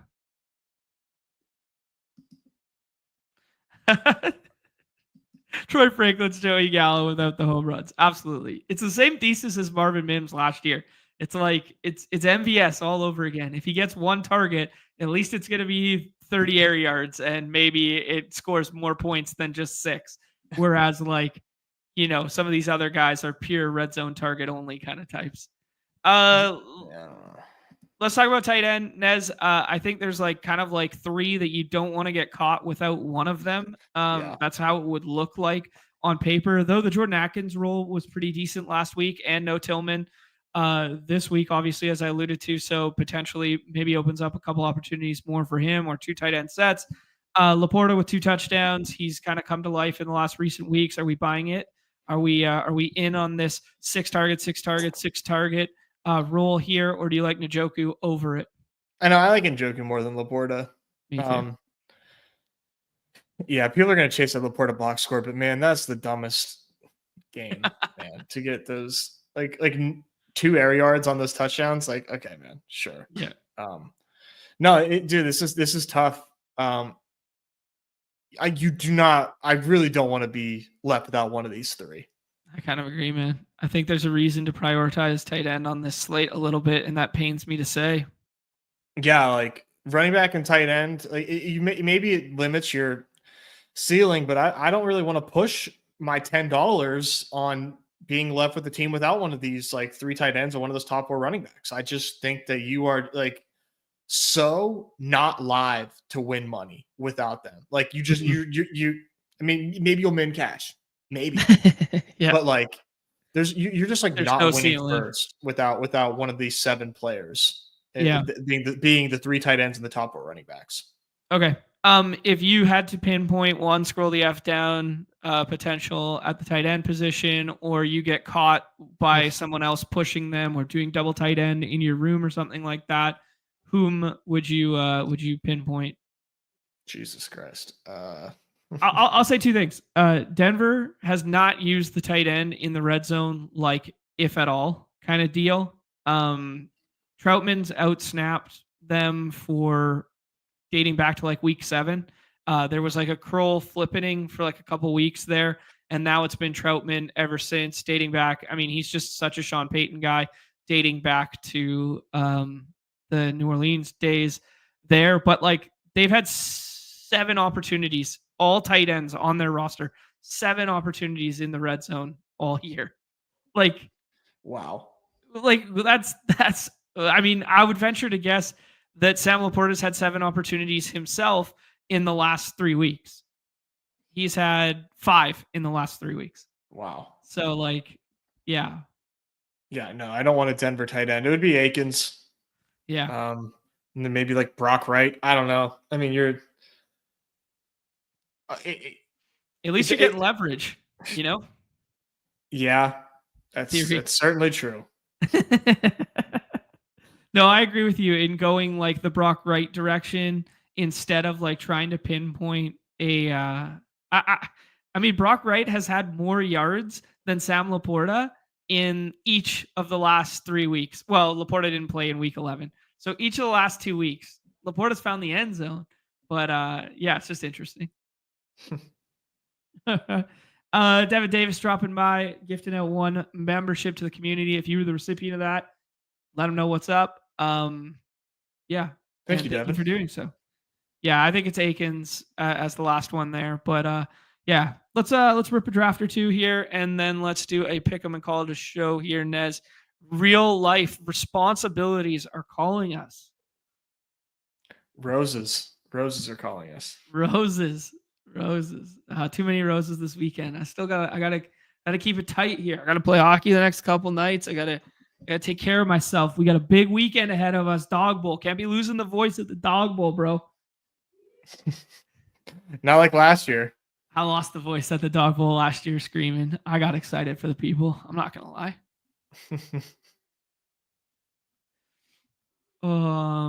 This is a good shout from Devin here that people love the double tight end on this slate just because it's hard to parse through those side options. Also, that's mean.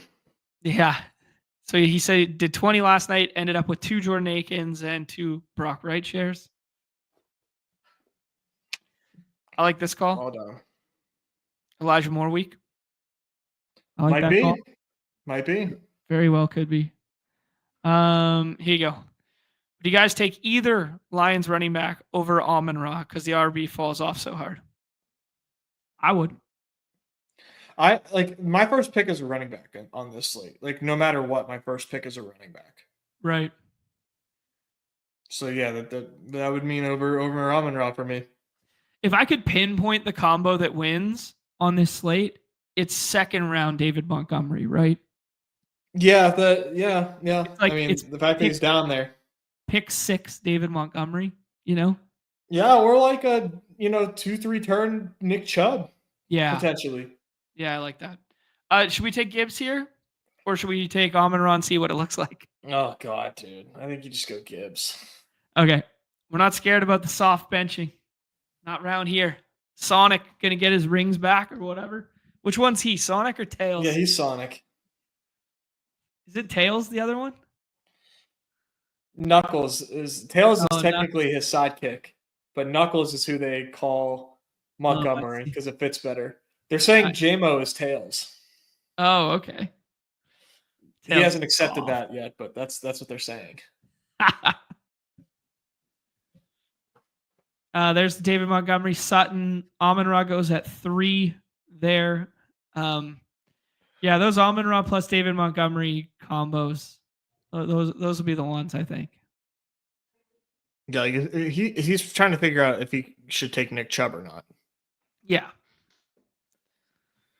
I do think you could win if the other running backs don't find the end zone. I think you could win with last round running back and it be like one of the Denver guys just falls in the end zone. Yeah. Good luck figuring out who it is. Reed in terms of ADP, Judy, who we like, or we get ahead at the tight end position. Probably Reed or J-Mo. I think I like Judy more than J-Mo. Yeah, that's fair. I think I do. Yeah, I mean, the volume is going to be higher for Judy. Mm-hmm. Now, this is I'd be so pissed. Yeah, that's what I was just about to say. Like, this is the very interesting spot on the draft board where it's like, do you consider double tapping tight end? I would not. Yeah. So he goes Laporta, Judy, which I agree with. I'd rather have Judy than Njoku, I think, but I'd rather have Njoku than Laporta. I think we should take Njoku here. Yeah, definitely. Okay. I mean, I think there's like a 0% chance Njoku makes it back, right? At 15. Yeah, no way. These guys are going to take a tight. One of these two are taking a tight end, and whoever doesn't get like if I'm if I'm TJ, you're taking a tight end there. If you're not, you're getting fucked. And now fully loaded, you just punt tight end. Yeah, that's exact. I mean, I would not have done Javonte. I don't think, but yeah, Javonte's still over 50% of the snaps, but yeah, it looked really ugly last week in what should have been a good matchup, and they were mixing in Jaleel Moore. This one stands out to me as Elijah Moore, or we could do Romeo Doubs and do the double stack with Jordan Love. I think I would do Dubs. Do you take Doubs first or Love first? I think Dubs, but there's a chance. Let's do it. Yeah. I just because we got a badge at that pick there, I think they're gonna know that like Dubs is on track to play. And yeah. Whatever. And they go double Cleveland and then just take Love with Jacobs. Sure. Okay. So now we go backdoor outs. We can push Jameis because he's got all the Cleveland pieces. I think Goff here. Goff with Gibbs, and then set up Tim Patrick in the last. Okay. And we get Gibbs with the passing role as well. We get Gibbs one to the house. We get these two Green Bay pieces going off. Like this, it either works or it doesn't. Yeah. I mean, like maybe this guy's building out a portfolio, but like Love with Jacobs is with double Cleveland feels not great.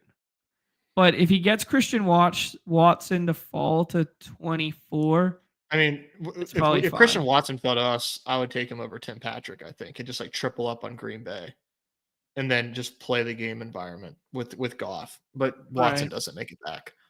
Yeah. Yeah. Probably not Ford for me.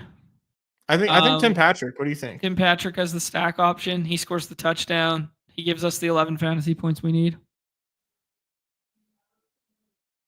Yeah. Yeah, I don't mind it. I think you could also take a swing at which running back you think scores a touchdown here, but you're maybe looking for the exact same amount of output in terms of fantasy points anyways. Like if Tim Patrick's floor... Tim Patrick looks good, man. Yeah, I mean, ever since Khalif Raymond's been out, and Khalif Raymond remains out for this one, so that does check out.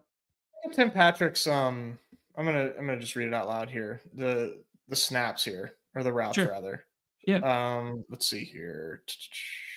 He ran one less route than JMO last week.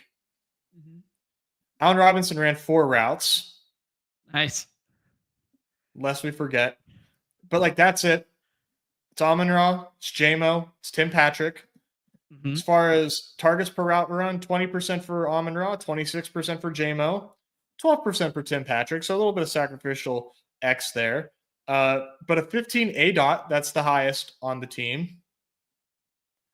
I don't know. He's pretty clearly like the wide receiver 3.5, 2.5. Maybe 3. But like, as far as 6-round picks go, dude, I think he's clear. Like it's really nice that he's buried in projection. He's like the one gift that we get on this fucking slate is like, cool. No one's taking Tim Patrick. Okay. Yeah, I mean, would you rather... Okay, let's hypothetically say we drafted Bo Nix there instead of Goff to pair with Gibbs and whatever. Would you rather take a swing on Marvin Mims? Like the fact that he's just getting a couple carries here and there to mix in with a little bit of receiving work. There has been a little bit of an uptick. Would you rather stack Marvin Mims with Bo Nix, or would you rather just take last round Tim Patrick? I'd go Tim Patrick, dude. Okay. Interesting. That's cool. Yeah. Marvin Mims got 5 targets last week, but like before, it's been so bad up until that point that like Tim Patrick has done so much more throughout his career and on the season than Marvin Mims. Yeah. Tim Patrick, revenge slate. Yeah, slate. That narrative. Revenge slate. Revenge across the the slates. I love it. Oh shoot. Nez, did we get any basketball news while we were talking? No, just Nurkic is injured, but that's not this slate. Yeah, we got a 3:30 injury report, and everybody has submitted, but nothing has changed.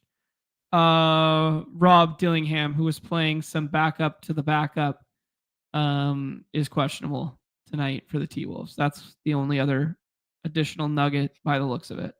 Okay. John, it's 3:00 over here. Let's just go to the pick 'em lobby to close this bad boy out. Absolutely. That's it. Yeah, that's why I was looking at the NBA news to see if we had anything to capitalize on. Nice. Jerry Jeudy revenge game. What do we got for Jerry Jeudy? Let's do one pick 'em for the football game, and then if there's anything that's jumping off the page for us NBA wise, we can mix it in. Okay. Dude, Jameis little multiplier on 2 passing touchdowns. That seems fun. Nick Chubb's been so inefficient on the ground, but he just keeps scoring touchdowns. It's awesome. I think Jerry Jeudy receptions is good. Okay, like slide that to 6 to 5.5. Okay. With no Cedric Tillman. Yep. Slide that to 5.5. 5.5. 2 touchdowns? Yeah. And then 1 from the other side. I'm going to give you some gross ones. Oh, man. I'm going to look at Unabated first. My bro science heart. I'll pull up Unabated in a second. My bro science heart wants Marvin Mims rushing yards or one of the backup running backs for something. Preferably Jaleel McLaughlin. But let's see what some of the Unabated stuff says. Okay.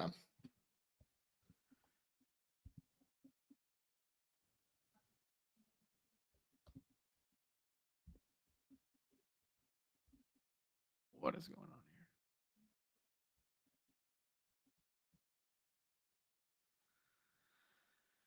Hold on one sec. Dude, I would take the not. They're saying 9 rushing yards for Marvin Mims. Yeah. I don't know, man. I mean, 2, 3, and 3 in his last 3. He got 1 in week 5, a carry. Okay. That is. Okay. I take a lower on 9.5 rushing yards. All right. I'm with it. That seems nuts. Just using market-based projections right now on Unabated, they are showing 7% edge to lower passing yards on Bo Nix. Lower passing yards is basically break even on Jameis. Ooh, there's my higher rushing yards, Jaleel. Well, Jaleel's one thing.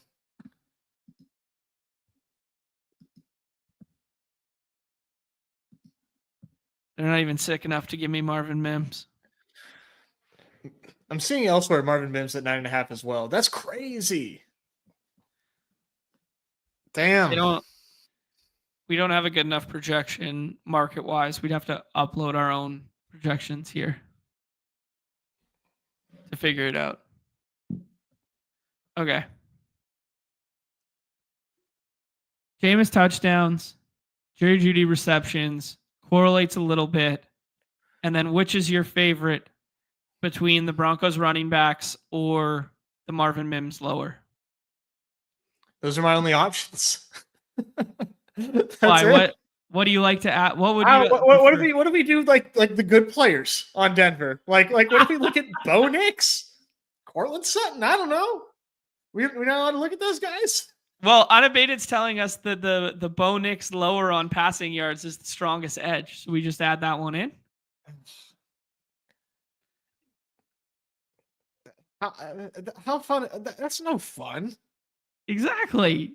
I can't bring you to take a lower on a quarterback. Listen, I can appreciate the tools for what they are. I'm not taking a lower on Bo Nix, dude. Then let's take someone else. What if we just do his fantasy points? Bo Nix's fantasy points? Yeah, easy peasy. Then we don't have to go against the tool. He's getting there in a variety of ways. Oh, dude, come on. 9x on that? All right. Thank you. You like to have fun. Let's put it in there. Easy. We have nothing better to do with our lives, dude. That's so not true. Tez is pissed right now. My heart tells me Jaleel hires and Marvin Mims lowers. You want to do Jaleel higher? Yeah. So I think. Do you want to slide him? Like, if we're gonna do Jaleel, we might as well just like. Let's see if he has a total yardage. No.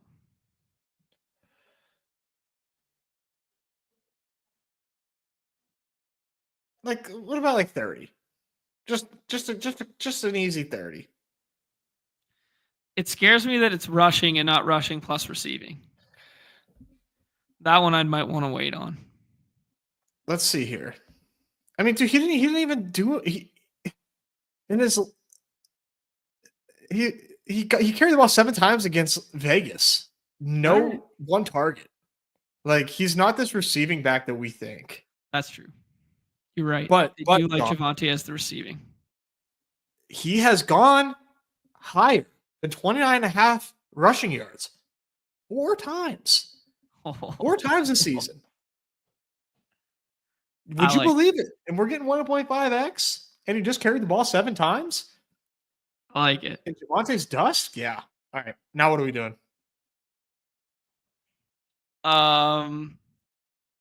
You didn't like the Marvin Mims rushing, right? No, but like, what if we just like do a double slide here? And I'm worried that I'm getting tricked on Marvin Mims rushing, and it's like, why is this even listed? Like, I feel like I'm going to lose if I take a lower on Marvin Mims. You know? Yeah. I feel like it's a trap. There's nothing really to slide it to unless we slide receiving yards because there's no combo yardage. I mean, I don't want to do Marvin Mims. Okay, who do you want to do? Well, let's do something on the Cleveland side. Kadarius Toney's on here. Look at him smiling. Oh no. Kadarius Toney. Did they just slap a Broncos logo on his head, or is that still the Chiefs? No, it's still the Chiefs logo. You could have easily threw a Bronco on there. Okay. Narrative Street, Elijah Moore. We're without the second corner. Surtain locks up Jerry Jeudy. Elijah Moore, we slide up to 69.5. Yes. Nice. Double sliders gets us almost 9x. Yeah. Let's run it. I like it. Okay. Did you post that one in the chat? You didn't you? Okay. I got to go in the YouTube chat to get that one. Oh, here, I'll put it in the...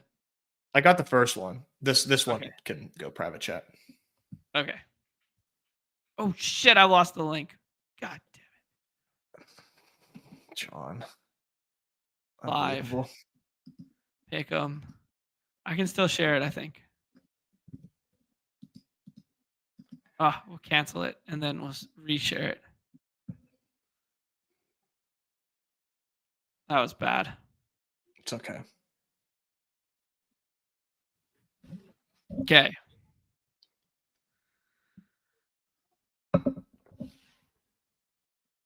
Jaleel rushing 29.5. Yep. And then Elijah Moore sliding up that receiving. Speaking of this, guys, we have a fun new segment on Off and On the Clock with some new graphics and such. Well, it's the same segment. Awesome. We have a new sizzle. Oh, yeah. New sizzle. And it's fucking electric. It's pretty fun. Pete showed it to us last night. I can't wait. I can't wait to introduce it. I think it's awesome. All right. All right. Oh, here's our guy Keith, who's been telling us some betting stuff. Elijah Moore full slide. Bo Nix rushing yards full slide. That's pretty fun. Bo Nix hasn't been running 5. Yeah, but it's prime time.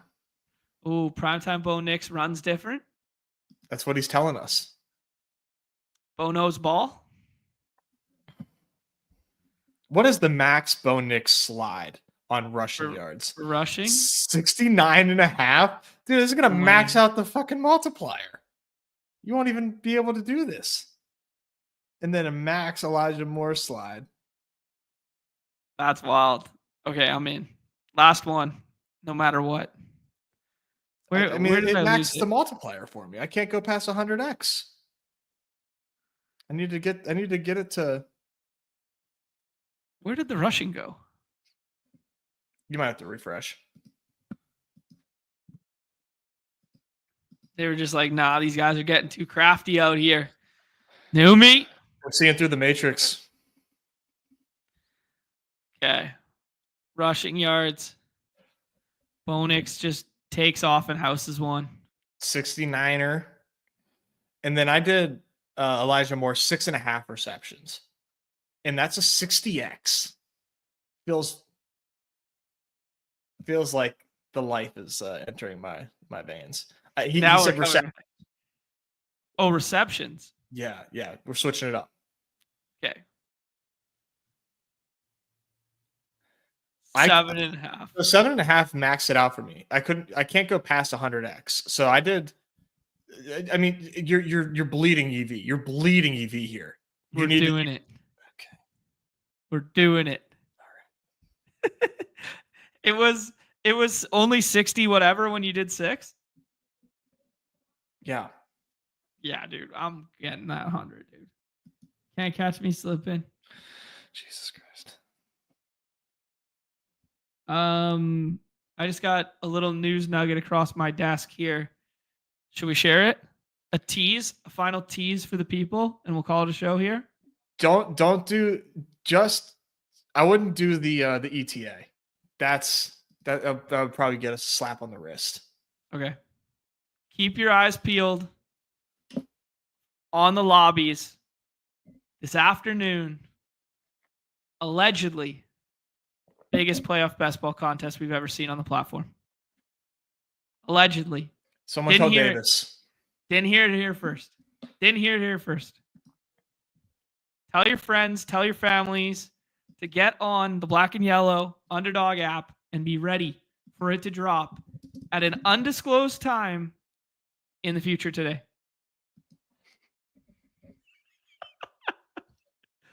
All right, guys. Fun show, Nez. Best of luck to everybody in the hoop streets tonight. Best of luck in the primetime Palooza. All that fun stuff. So happy that it's Dawg Bowl week. Week will be I was going to say a little janky, but it's not. It's going to be the exact same as usual, except for we're going to have a live show all together on Friday for you. Any parting words for the people, Nez? No, I'm going to see you in these hoops lobbies as soon as I can get in them. Absolutely. I'll milk the clock another 8 minutes. God damn, man. And Cyber Monday on Unabated, 40% off, promo code badge at sign up if you guys want to join us on the Unabated site there. Projections will be live. Please and thank you. Please and thank you. All right, everybody's favorite time of the show. The end. Peace. See you tomorrow.